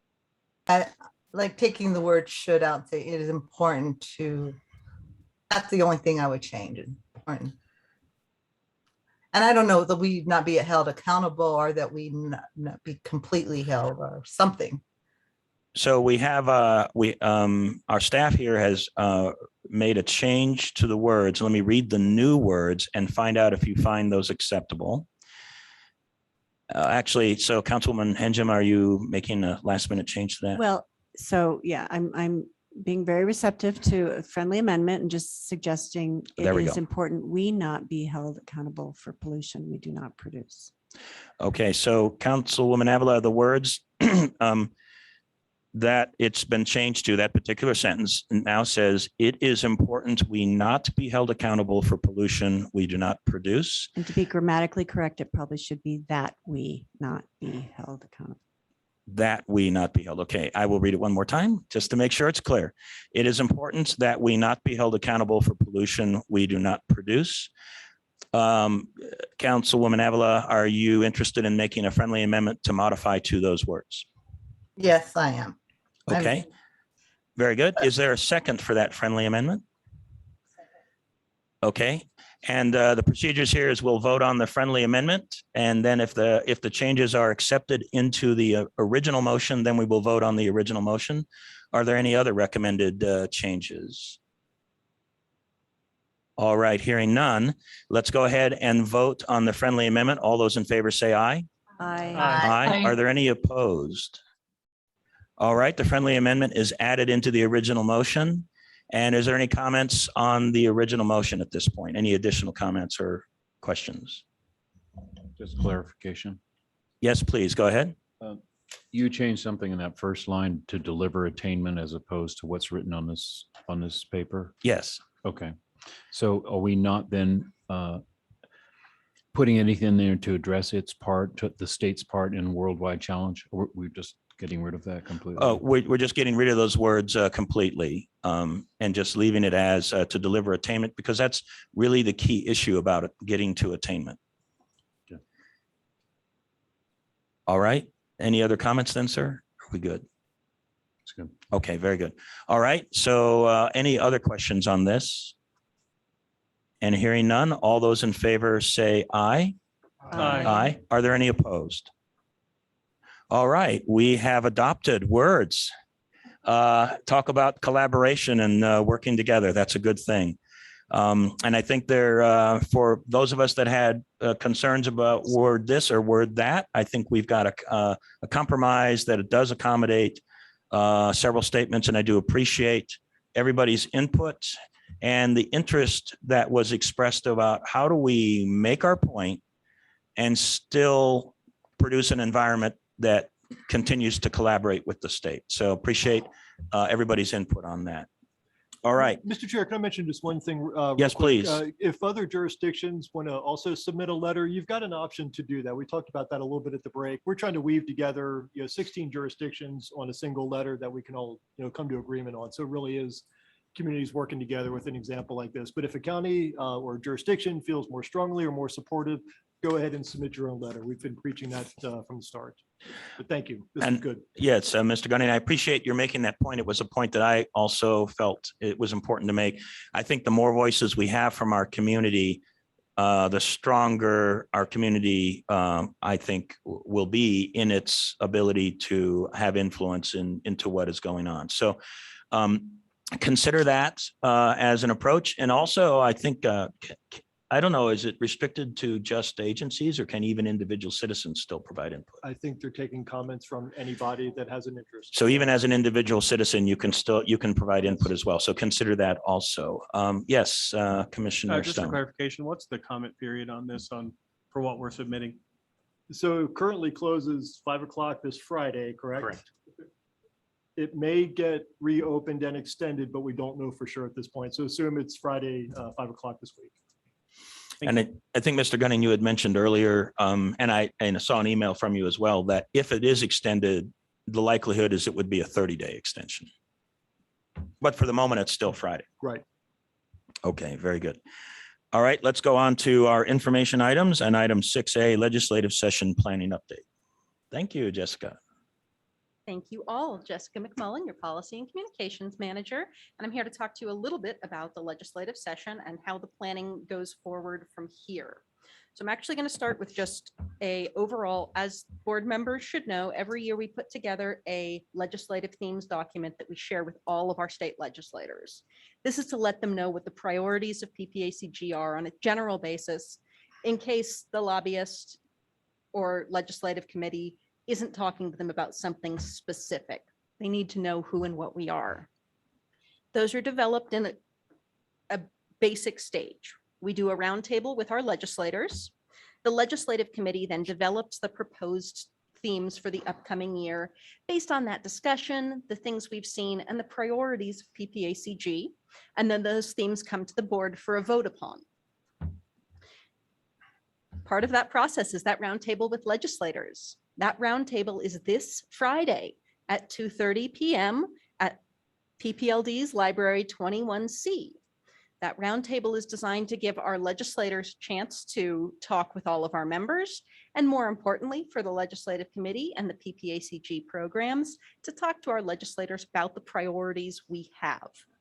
There's a couple of issues we are going to be bringing up this year that have become very high discussion level within the PPACG programs.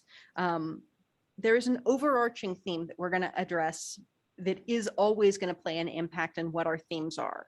And that's the impact of unfunded mandates to PPACG programs. You'll see that play a role throughout everything we do throughout the session. But the three issues that we're going to look at beyond that is senior affordable housing. There's a variety of different ways that's causing great impacts to all of our member regions. And we know that that's something that everybody is interested in seeing how we can be involved in. The second one is wildfire mitigation funding. This has again become a priority across all of our member governments. It impacts air quality, as we discussed earlier. It impacts our military bases. It impacts all of our local governments in some way or another. And so is a very interesting and high priority. And the next one is funding support for this GHG rule implementation. That is going to be something we know we're going to see discussions on, and it's going to be something we need to make sure that our legislators know is important, that if they put rules into place that are going to cause expensive costs, that we do need to make sure that they fund those for us. After we talk about those, we'll ask our legislators to talk about what they're seeing from their perspectives for next year. We want to know what bills they're going to run that might relate to PPACG. We're going to work really hard to focus those folks in. We all have seen someone who likes to go off on slightly broader tangents. And one of our goals is going to be to make sure that we help restrain that from happening so that we can focus on PPACG's roundtable. So I want to pass this along to my two co-chairs, Dick and Sharon, and see if either of you guys would like to add anything to what I've kind of just chatted about. Then I will add one more thing. Remember that the legislative committee is open to every single board member. The more perspectives we have, the more valuable and effective the legislative committee is at the state. When we have a very small committee, yes, we can be very decisive, and that's great in its own way. But a broad committee gives us perspectives that we may not think of. And so it is important that I ask all of you to please consider, typically during the legislative session, we meet around once a week at 8:30 on Monday mornings, and we'll likely continue doing those via Zoom for the convenience of our lobbyist and all of us, so that folks who are at a higher distance can now reach us easily. And those will be hybrid as well to make it also convenient for our members so that folks can do what's best for them. So Legislative Roundtable this Friday, 2:30 p.m., Library 21C. Every elected official within our member governments is invited. Please send a reminder out to your fellow elected officials. We'd love to have them join us. This is a great opportunity for PPACG to connect with our legislators. And whereas you all represent PPACG as the board representatives for your local governments, they are members too. So help us share it, join the legislative committee, and you'll be hearing from the committee next month to talk about this proposed 2022 themes. Great. Thank you very much. Any questions for Jessica? And I'll just encourage you to participate in that meeting on Friday. That'll be a great opportunity for you to talk to our delegation from the local area here. One question. Steve. Yes, please. Jessica, where in 21C is that meeting going to take place? Their main meeting room on the upstairs. Upstairs. Thank you. All right, very good. Item 6B, our tri-county study. Jason O'Brien is going to handle this one for us. Morning, Jason. Good morning. Going to talk to you about the Tri-County study. There is a short slide deck, just 6 slides that we'll go through. It's kind of nice that we've warmed this one up already with the question of what PPACG is doing in terms of transportation planning and funding for our non-urbanized area member jurisdictions. So we're going to be getting into that a little bit. The project has been around for a couple of years in concept. There's been a little bit of a delay. It was first proposed in 2019 when the PPACG board observed that there hadn't historically been an organized effort to help with transportation planning and funding for our rural members, which that was a natural dilemma for PPACG to be in, because as we discussed, most of our federal program funds can only be spent within the urbanized area. And this study is part of a response to that concern. So it's a mechanism to address that. So the Tri-County study is a high-level transportation study of our 3 county council of governments region, El Paso, Teller, and Park County. It's the first of its kind. It's multimodal, and it's designed to ultimately help develop and support projects and bring them closer to full funding. We had an open competitive selection process for the consultant that we retained to help do this study, and Felsberg, Holt, and Ulevig was the successful proposer. Elliot Sulsky, who is our FHU project manager, is on the meeting remotely, I believe, and he can help chime in and answer questions. Lucky to have a great team. I do want to give a quick shout out to CDOT and Wendy Pettit in particular to help get this study funded. It's a $250,000 federal and state funded study. And because of the funding formula that they were able to come up with, CDOT and Wendy have helped match our federal funds with state funds. So PPACG actually does not have a local match requirement for this project, which is always nice. Work began in June. It's still early in the effort. We wanted to check in with you all and get your comments and guidance before we got too far along. And we're also planning on talking with the Community Advisory Committee and the Transportation Advisory Committee this month to get their input as well. So before you continue, I think it's just appropriate to, first of all, there is somebody talking online. If you could mute your mic, that would be great. And then I do want to express our appreciation to CDOT for helping to get us to this Tri-County transportation study, the financial side of it, helping us get there. So thank you for that. Okay, please proceed. Yeah, definitely, yeah.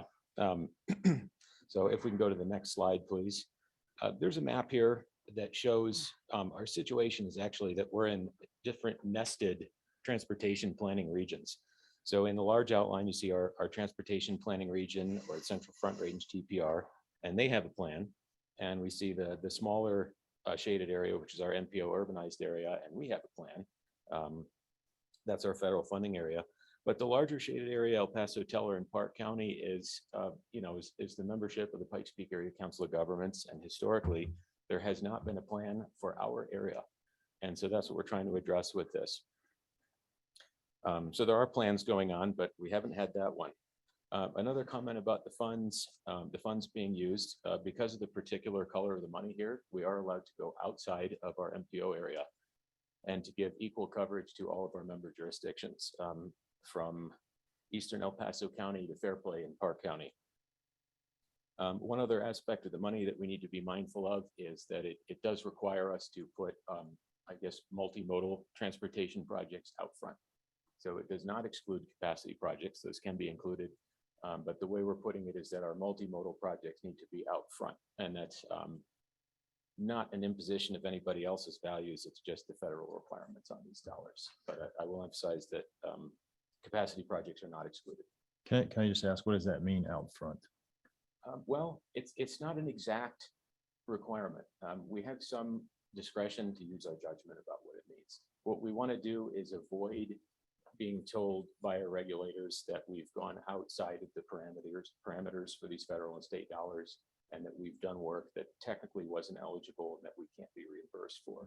So we want to include as much as we can. And we don't think there'll be any issue with describing and including capacity needs in the study and giving them support that way, but we may not be able to develop them as much. But we're going to keep talking with the regulators and find out how much discretion we have. So we're going to have to sort of balance those things without any really precise guidelines. And Mr. Donaldson, if I'm looking at the screen and it does say funded by Multimodal Options Fund.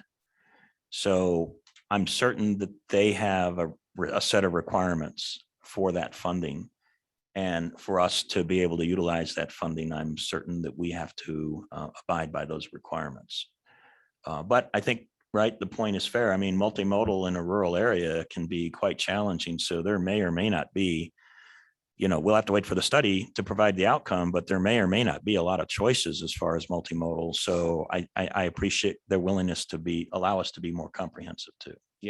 Yeah, that's true. And multimodal includes capacity projects, so it's not exclusive of that. But we're aware on the project team that there are significant capacity needs, and we're going to try to incorporate them as much as we can. But again, we do like the funding formula that we have in particular, because again, we don't have to pay a local match in this case. So that's kind of a big plus. And it's also the only fully funded, the only formula that allowed us to get to full funding on the project without having a substantially reduced study. So we do like it for that reason. And if I might maybe just interrupt a little bit further, and I don't know what might be within the realm of possible, but there's a lot of transportation from the Denver area to ski resorts. And I just wonder if there might be, some form of bus that would, in the ski season, take people from the Colorado Springs area to ski resorts in a day trip back and forth. And then maybe if something like that is taking place, maybe other riders could possibly use it as well. So, I think that there's worthwhile stuff to look into that might be, a good deal. Mr. Elsner. Yeah, I was going to say, we do have a bus from Fairplay that goes over to Breckenridge. We're running it 7 days a week, and part of the idea, I know CDOT has a project that's out a couple of years on a bus hub or transit station in Fairplay itself. It's a $3 or $4 million project, and that's where you start getting the ideas. Okay, multimodal, maybe that can push that along, and then you can run a bus from here to Fairplay. You don't have to go over Hoosier Pass because we've already provided that. So it's how do you tie all of that together in a multimodal? And then also, I look at multimodal is bike paths, and the best place to put some bike paths is on a wide shoulder. And we don't have any shoulders in Park County, so I'm hoping that becomes part of the multimodal. Interesting point, because maybe that's a bike path, but also that's maybe a safety issue for the vehicles as well, right? Councilwoman Thompson. Yeah, you almost gave me an advance. I almost did. Yeah, Yeah. I'll take the money, not the job. I'm just a little confused. You keep saying that you're using these CDOT funds, so we don't have to have a match. But if you read the financial implications, the project uses 70,000 of PPACG MMOF funds. However, local match requirements are being met with 180,000 of federal funds. So PPACG is not paying a local match for this project. That's a little confusing. So are we using $70,000? Well, I can explain that. Okay. I can see where that would be confusing. Yeah. So the $70,000 of multimodal option funds that are being used were designated to PPACG for our use to use as we want. So we do lose the opportunity to spend them on other projects, but they don't come from our local dues payments that we get from our members. Does that answer your question? Okay. And I would, I guess also it means no funding from the PPRTA funds or anything like that. That's correct. Okay. Yeah, I can see that. Good question.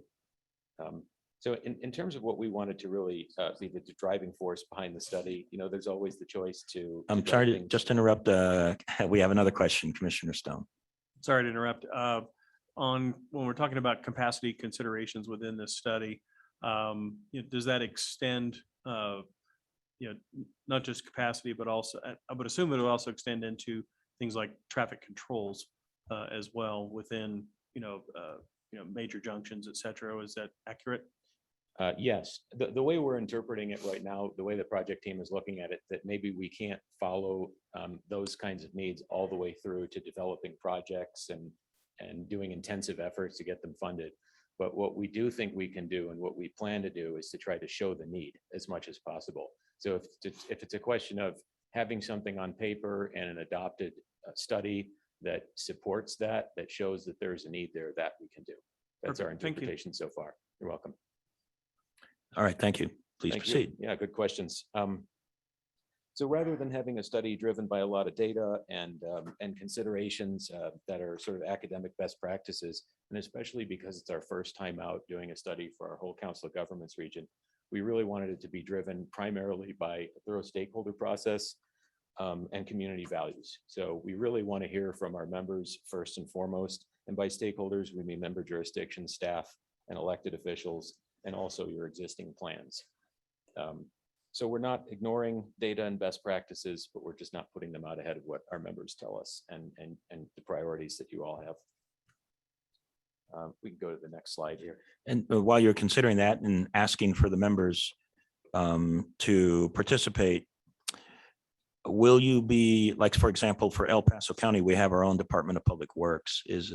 Will that be sent to them for El Paso County? Yes. Okay, so they'll be the ones, you'll be asking them to do that. We Okay. have, and we've already actually started that process. We'll get to in a minute, but we're planning on doing a good deal more. Okay, and the other public agencies that are members here would have similar, components of their organizations that probably, I assume you're interacting with them also. Yeah, we plan to. Okay, great. Thank Yeah, you. the stakeholder process and having a good one and a thorough one is really going to be the primary mover of the study, and it's going to set the direction from start to finish. So that's going to be a big deal.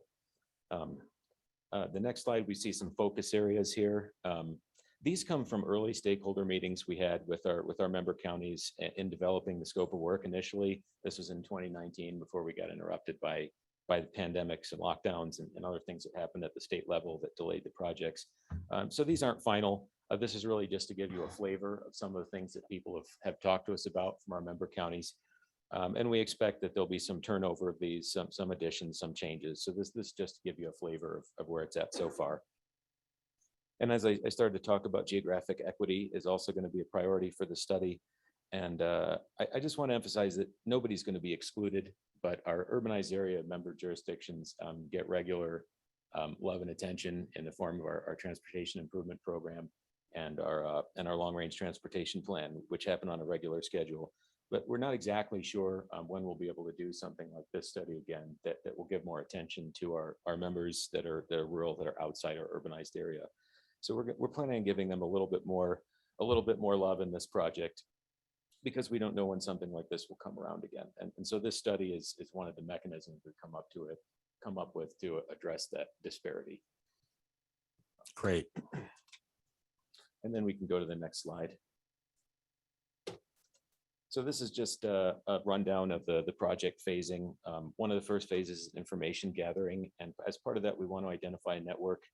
And the unique opportunity here is that we can look at facilities that are outside of our MPO area, but that are not state facilities. So it's a level of roads, collectors and arterials that don't really get planning and funding attention like this on a regular basis. So this is a unique opportunity to look more at those. we're reviewing our member plans and studies, first because we want to have an informed project and we want to avoid reinventing the wheel. So we're going to be doing some new things, but also synthesizing plans and studies that you all have done in your member jurisdictions. And we want to make sure we're doing a thorough discovery of your existing priorities and projects. We're planning on developing some projects as part of the study. So for example, if there's an area, if there's a spot where there is a conflict or a critical need, that doesn't have really a project developed for it yet, the study could help with that, creating the project. And that would mean coming up with a project description, a planning level cost estimate, and just doing as much as we can so that you all have a project prepared that's pretty much ready to be submitted for grant funding, and to take it as far along in that process as we can. And then logically following on that is helping with the process of getting it funded. So the study is not going to directly assign or program funds to projects. We don't have money flowing through the study that way, but we'd want to do as much as we possibly can to help you identify the best and most likely sources of funding. So to take away as much of that work as we can so that you're as ready as possible to submit for the types of grant funding where there's the best chance. And then finally, just having an implementation toolbox. We don't want the study to sit on a shelf. We want it to be a tool that's actively used. And then we can go on to the final slide, just about done here. I just want to tell you where we're at. We've met with folks that we're referring to as our core stakeholders in the study already. And so far, these are people that we thought, or we've been directed would be the best to speak for an entire county. And we've spoken with the principal planner from El Paso County, had some great interviews. These were very in-depth interviews.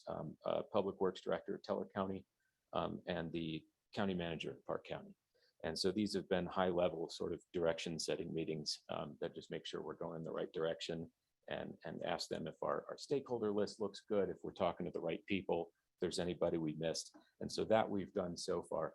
And the next thing we're going to do is the broader stakeholder meetings. And that's going to be where we go to each county and without being open to the public, at this point, talk to as many of the relevant stakeholders as we can, get the broadest kind of input. And those meetings will be in person with a remote option. So some of us will be, driving out to probably Fairplay or Woodland Park or Cripple Creek. We don't know yet. What's that? Road trip. Road trip. Yep, we're going to be doing a few of those. We've developed some tools for getting input, and the review and summary of the relevant studies that we're looking at that you all produced so far, that's been underway. We do expect to bring this back to you at least once more before we seek your approval, adoption of the study, and also to the TAC and the CAC. But it's still early at this point. So before we get too far along, we wanted to get your guidance and suggestions, and most especially about stakeholders you're aware of that may not be obvious to us as we go forward, people we may not know to talk to. So before I close and just turn it over to questions, I'll ask if Elliot Solsky, our FHU project manager, has anything to add. He may have tuned out because I talked so much more than I expect to. Is he online? Theoretically. Oh, okay. But that's okay. You may not have anything to add, so I can just stop talking and turn it over for any questions or comments or suggestions you may have. Are there any questions from the board, either online or here in the room? Yes, Councilwoman Hensham. Yeah, this looks great. Glad to hear about it. Glad to hear a focus on rural areas as well. That seems really important. Support that. Just the icons on the map. I'm just trying to understand. It's so far. This is your progress.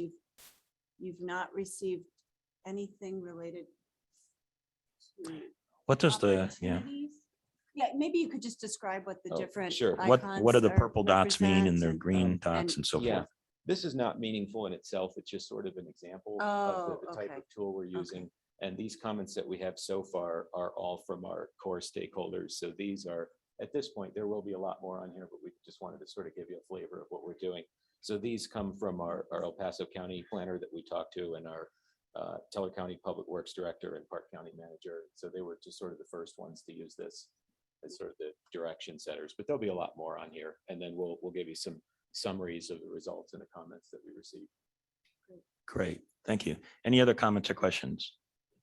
Just one real brief comment I want to mention. As part of our outreach meetings that Jessica and I do going around to all of our local jurisdictions, we were out in Callahan last week, met with Callahan and Rama officials, brought this up. So a lot of interest. We're definitely going to meet with each individual jurisdiction throughout the entire region. We brought that up last week in our meeting. Great conversation. The week before, we were up in Park County, met with Park, Fairplay, and Alma. So just want to emphasize, we're going to meet with all the lead officials, public works directors, town managers, and so forth in each one of our jurisdictions. So everybody was pretty excited about the possibilities here. So looking forward to continuing this on. And we're hoping to have all, that's a great point. We're hoping to have all those folks at our in-person or hybrid meetings that we do up in the counties. But then if there's anybody that we really should talk to that isn't able to attend that we missed, we're also going to have a round of individual interviews. So to make sure we hit everybody. Great. Yes, Mr. Zalaga. Do you want to, are you looking for stakeholders amongst us as well here from our, like, for example, from Woodland Park? I know you've got some of our public works people involved, but do you want input from us about who those stakeholders should be in our local areas or what? Yes, we do. Yeah. Okay. As much as you can. So again, we're not opening it up to the general public at this point, but if you feel there are, any staff or just significant community representatives you think we should talk to, I definitely would like that information. And I'm sorry, I should have put my email address on here, but yeah, it's just jobrian@ppacg.org. But of course, if you want to forward it to John or anybody else's email address, they'll let me know. But we're definitely interested. And we're going to have a flyer that's going out, again, not to the general public, but to our member jurisdictions. And we'll get some coverage of towns like Woodland Park through talking to our Transportation Advisory Committee. But I think we need to touch base with everyone several times and have attendance also at our stakeholder meetings. And then again, potentially the individual interviews as well, if people can't make it. So yeah, everything you give us about stakeholders is helpful. And I can send out a follow-up email after this meeting with the slides and asking for contact info for folks that want to be engaged. Yeah, that'd be great if you could do that, Andy, because every member of the board is an elected official, and we have our own contacts and people that have interests in these kinds of things. It would be great to have that engagement with the board. Yeah, and it would be very helpful because again, this is the first time that we're doing this, so we don't have the same level of technical relationships with our rural members that we do with our MPO members. So all the help you can give us would be great. Yes, Commissioner Stone. Yeah, thank you, Mr. Chairman. We did get briefed on, the status of the Tri-County study yesterday from our Public Works Director in Teller County, and he got on and was able to show us the interactive map and how this is going to work. And this is being conducted in quite a bit different way than what you've seen studies in the past. I think everybody's going to appreciate the opportunity to have some what I would label as anecdotal impact into what they're going to look at is because you're literally gonna be able to drop a pin on a map and put a comment in about a specific safety concern or a congestion concern or et cetera, anywhere, within this region. So for the city of Victor, for the city of Cripple Creek, Woodland Park, et cetera, you're gonna be able to go in and label things and really provide them with a tremendous amount of data. So I really appreciate the approach. Looks like it's gonna work really well. And thank you again for getting this put in and rolling after the delay. So I think it's going to do a lot for the rural areas, certainly for Park County and Teller County, to have some issues looked at in a different way than they've previously been studied. Great. We're excited about it. We've had some surprises already. Things come up that we just weren't aware of. So it's been good so far. We hope to get all the input we can. Well, I think Mr. Elsner would say shoulders. So very good. All right. Any other questions or comments? Thank you very much for the presentation. I think this is going to be a great study, a real solid focus on areas for PPACG that's outside the MPO. And I know that those that live in those areas, I'm sure they're looking forward to this delivering some good outcomes. Great. Thank you so much. Thank you. All right. Let's move on to reports and military installation reports. And let's see, who do we have? Sorry? Oh, I'm sorry. Item C, my apologies, 6C. I skipped it by accident. Okay. Good morning. I am meeting with you today virtually on this topic. I'm Barb Watson, HR Manager for PPACG. In your board packet today was, excuse me, a memo with an evaluation form. And I just wanted to remind the board members that this process is very important to give Andy input. And I encourage you to complete the evaluation form and return it to me by no later than October 27th. And so that I can put together the results for the November board meeting. After this meeting today, I'll send out the form in electronic format so that you can also submit it to me electronically if that's easier for you. So at the November board meeting, the board will vote to go into closed executive session. And at that meeting, we will review the results of this form and the progress of the 2021 goals. Based on that discussion, we'll also discuss any bonus for 2021, set salary for 2022, and set goals for 2022. No decision will be made at November's board meeting because we will be in closed executive session, but the results will be documented in a memorandum to be approved at the December board meeting. And if you have any questions, you can reach out to me either after this meeting or if you have any questions now. I do, Chair. Yes, please go ahead, Councilwoman Avila. Thank you. Barb, I did receive the results. At the time, 9 board members had filled out the evaluations. Is that still true? Are you talking about the 360? Yes. Okay, if that's what the results were, sorry, I don't have those results in front of me. Okay, so I got the results. I mean that nine of us had filled it out. I'm not really sure how many of us are on the board, but I think we're talking about the same evaluation, right? So this one that has been sent out now, this is the evaluation season. So the 360-degree evaluation was sent out to numerous partners and staff. And so the results were broken down by who submitted the evaluation. And I can pull that up if you want. This you don't have to do it, but I just wanted, so this is another evaluation that it is another evaluation. So a couple of years ago, here's some history for you. A couple of years ago, the board requested that a 360-degree evaluation be sent out to organizational partners, to employees, as well as the board members. So this form that we're currently working on, that's to be completed only by board members, not organizational partners and not staff. So it is a different form and a different format, and it is not as robust and as time consuming as the 360-degree evaluation was. Okay, thank you.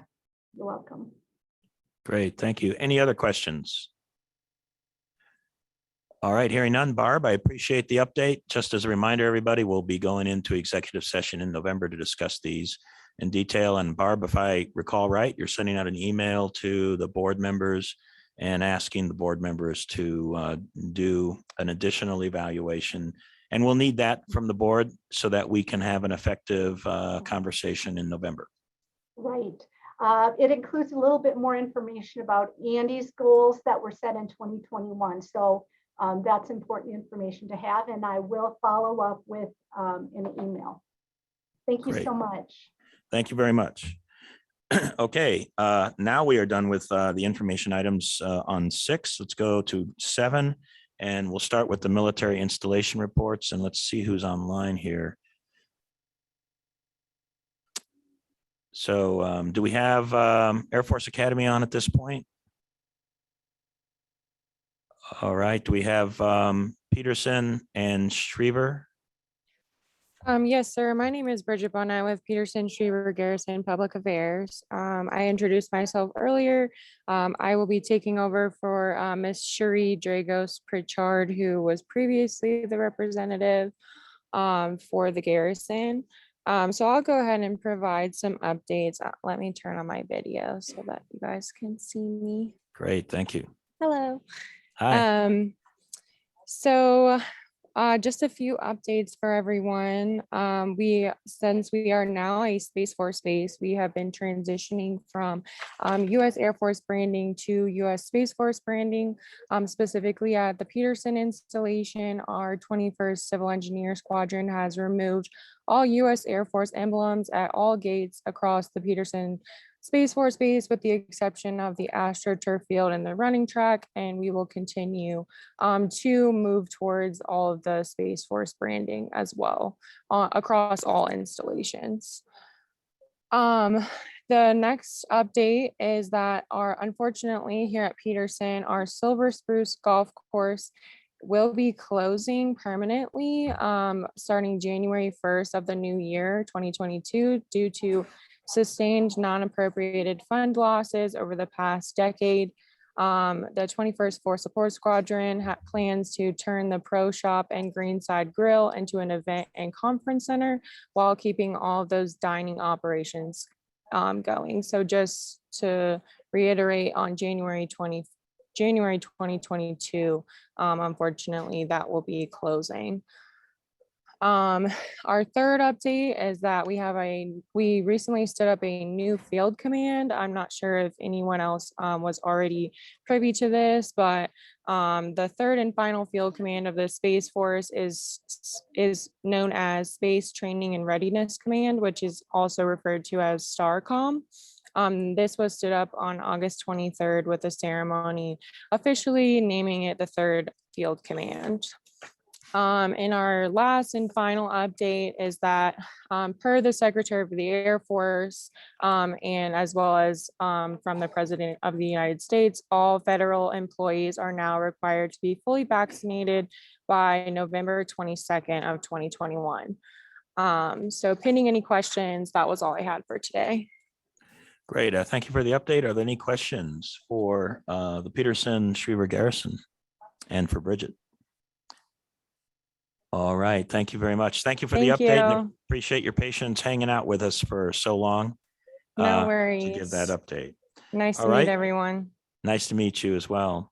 How about Fort Carson? Do we have the representative from Fort Carson still on? Do we have anybody else from any of the military bases on? All right, hearing none. Thank you very much for that update. Item 7B and 7C, minutes are included. It's for information only. I understand 7D, the Mobility Coordinating Committee, they have an interest in discussing an item with us at this point. So let's go ahead and proceed with that. Hi, I'm Jolene Hausman. I'm chair of the Mobility Coordination Committee. And we haven't presented in person since the beginning of COVID. So we just wanted to touch base with the PPACG board and let you guys know that we are still coordinating mobility as a committee within the Pikes Peak region. The things that are on our agenda going forward are we are really looking at establishing a greater membership to encompass more mobility coordination. Right now, the MCC really encompasses specialized transit and fixed route transit. And our plan is to reach out to the biking community and pedestrians. We want to bring all forms of mobility to the MCC. You guys did allow us to start a new membership coordination committee, which Laura and I are sitting on to reach out to new members. If you have ideas of people that would help on our committee from your different jurisdictions, please forward their information to Laura and I. We do want to make it more than just specialized transit and fixed route transit.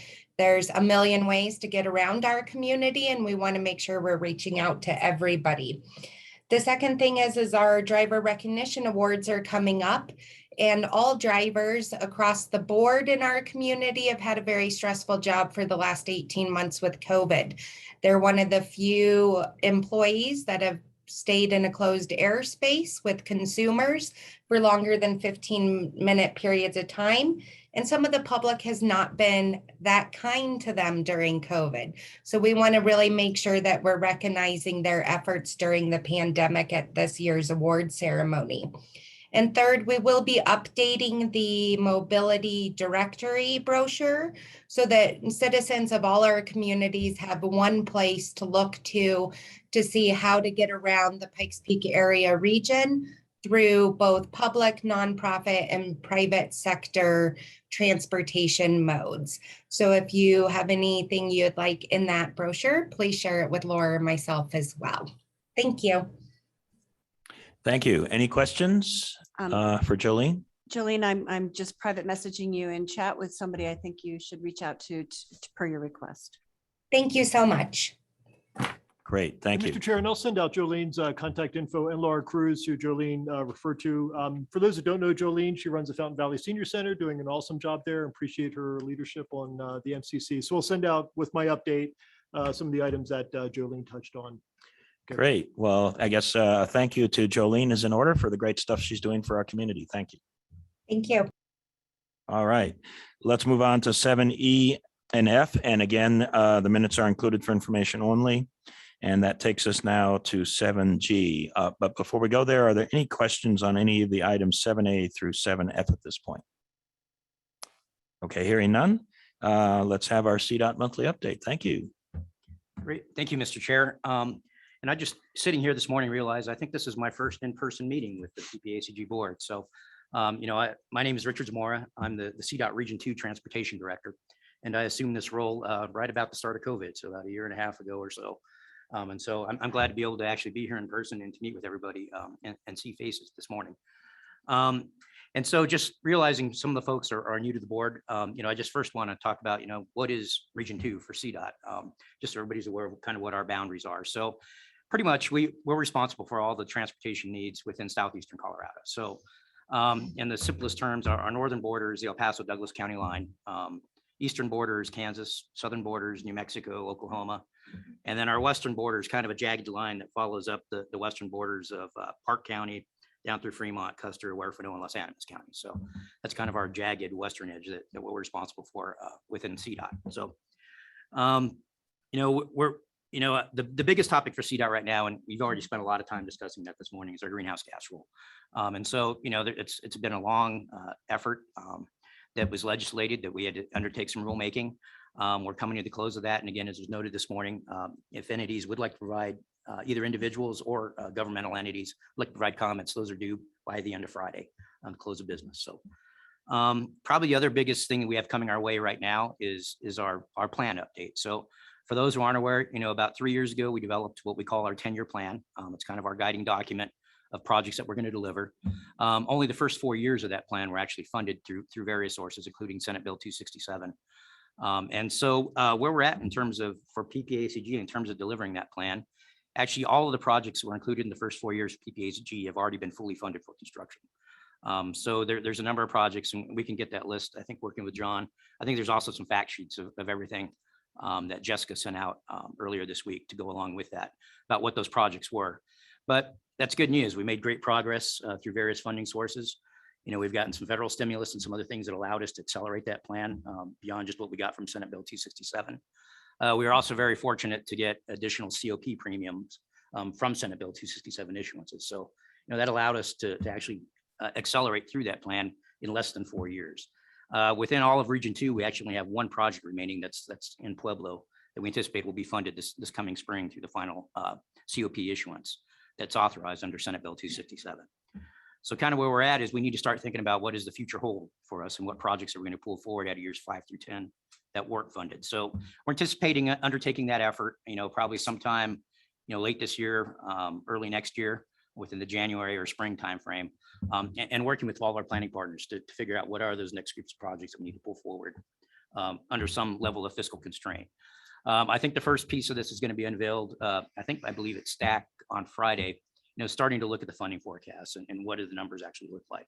It's also going to be discussed with our Transportation Commission next week as well. So, that's going to provide a lot of information, and allow us to start figuring out, okay, what is Region 2's piece of the puzzle? What is PPACG's piece of the puzzle?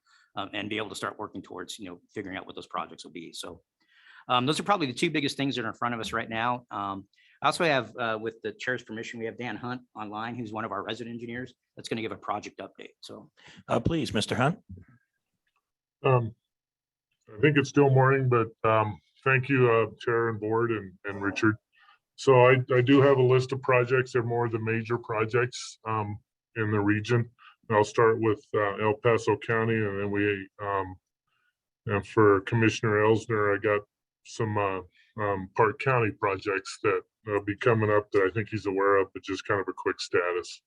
So the big one probably is the Manset project that everybody's really aware of. And I am the resident engineer for those projects. So the first, then there's like 5 areas or 4 more areas that will be coming up.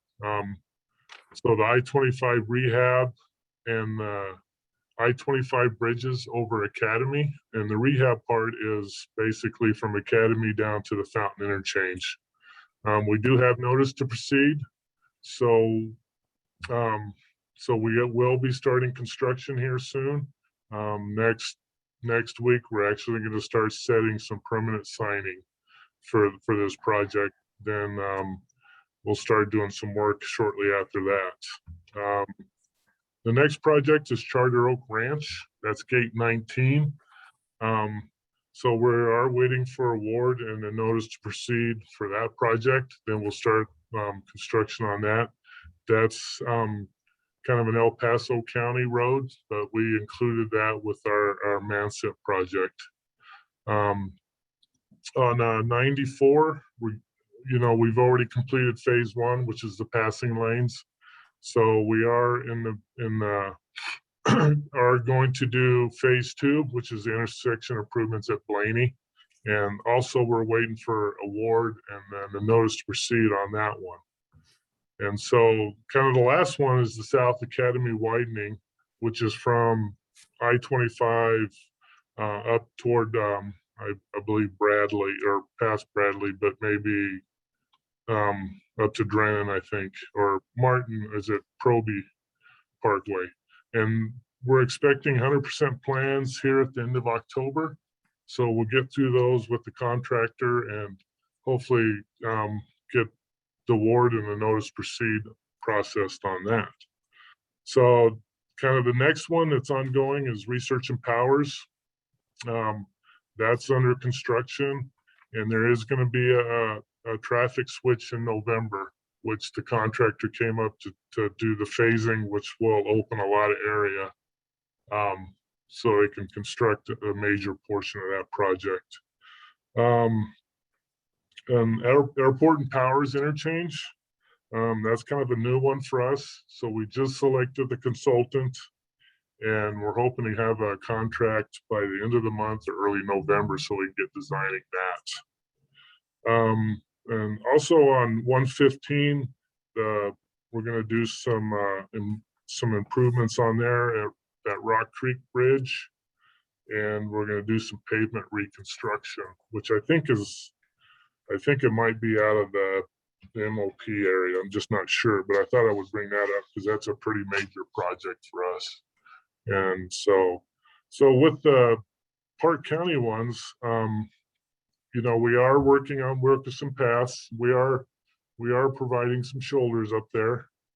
And it's just on the kind of the west side of Wilkerson Pass where we're going to put some shoulders and some guardrail. We've had people kind of go off the edge of the road up there in the winter's months. So, and then kind of south of Fairplay, we started replacing a bridge over the South Platte.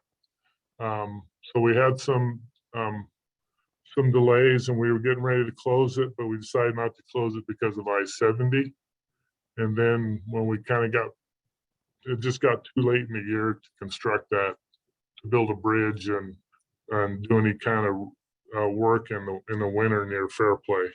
So we suspended that till probably the middle of April. Then we'll we'll start that up, and that'll be probably a 3 to 4 month project. We do have some intersection improvements at 285 and State Highway 9 that we'll be doing to kind of help with some of that traffic that intersection is experiencing. And the latest advertisement day is probably at the end of February. So that one's on track. And then there's some chain up stations that are going to go up in Park County, just on the south side of Hoosier Pass in Park County, and then Kenosha Pass. I believe that's on the east side of Kenosha Pass.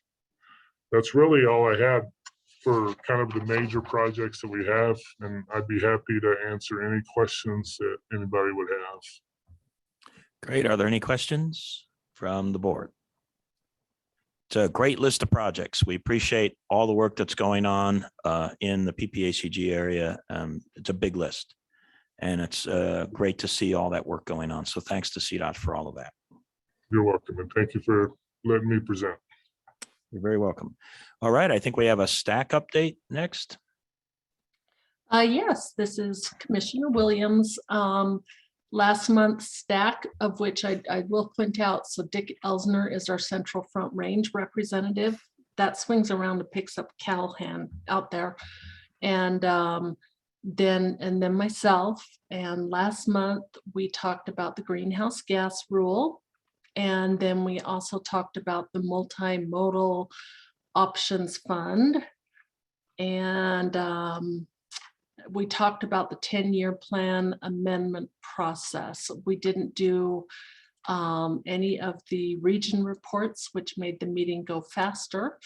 And then this month, if I check out the agenda here, on Friday, we're going to have the region reports, but we'll also have the 10-year plan updates and the fiscal constraints. Then we'll also have a greenhouse gas rulemaking update, and we'll discuss transportation demand management grant opportunities.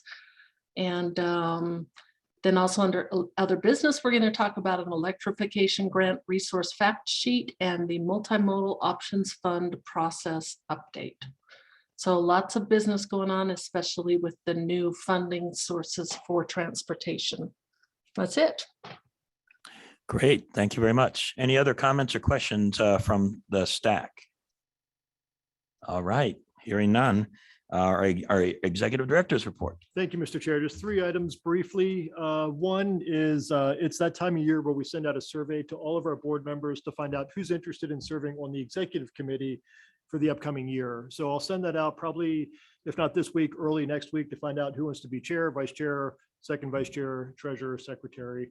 And then what we do is compile the results, bring it back to the board in November. And then in November, the board appoints a nominating committee, if you will, and then makes recommendations for nominations of slates that the board would consider for our leadership in 2022. So just wanted to give you a heads up that that's going to be coming soon.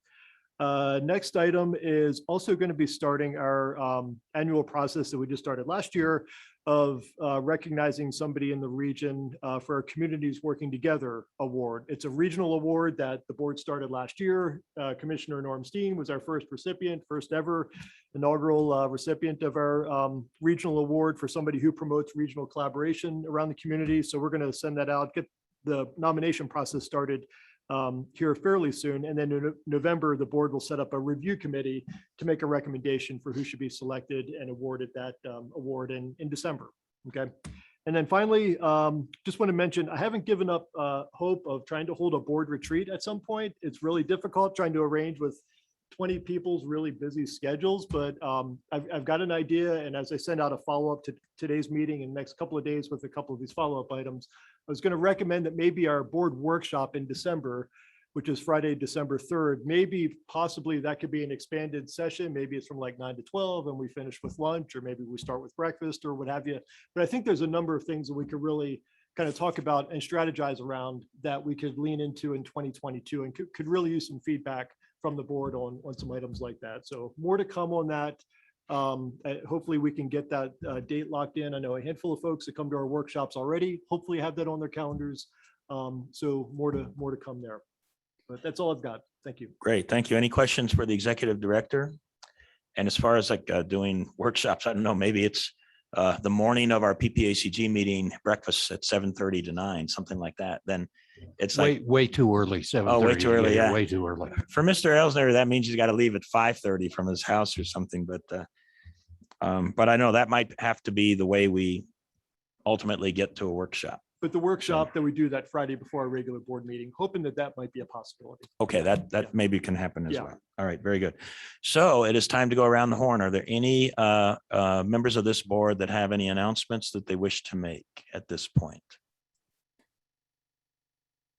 All right, I think I hear none. So just as a reminder, our meeting, let's see, the date again for our next meeting. I had it in front of me and now I don't have it. It's November 10th, I believe. November 10th. Thank you very much. Our next meeting is November 10, 9 a.m. And one last round or opportunity for anybody that wishes to say anything else. Yes, sir, go ahead.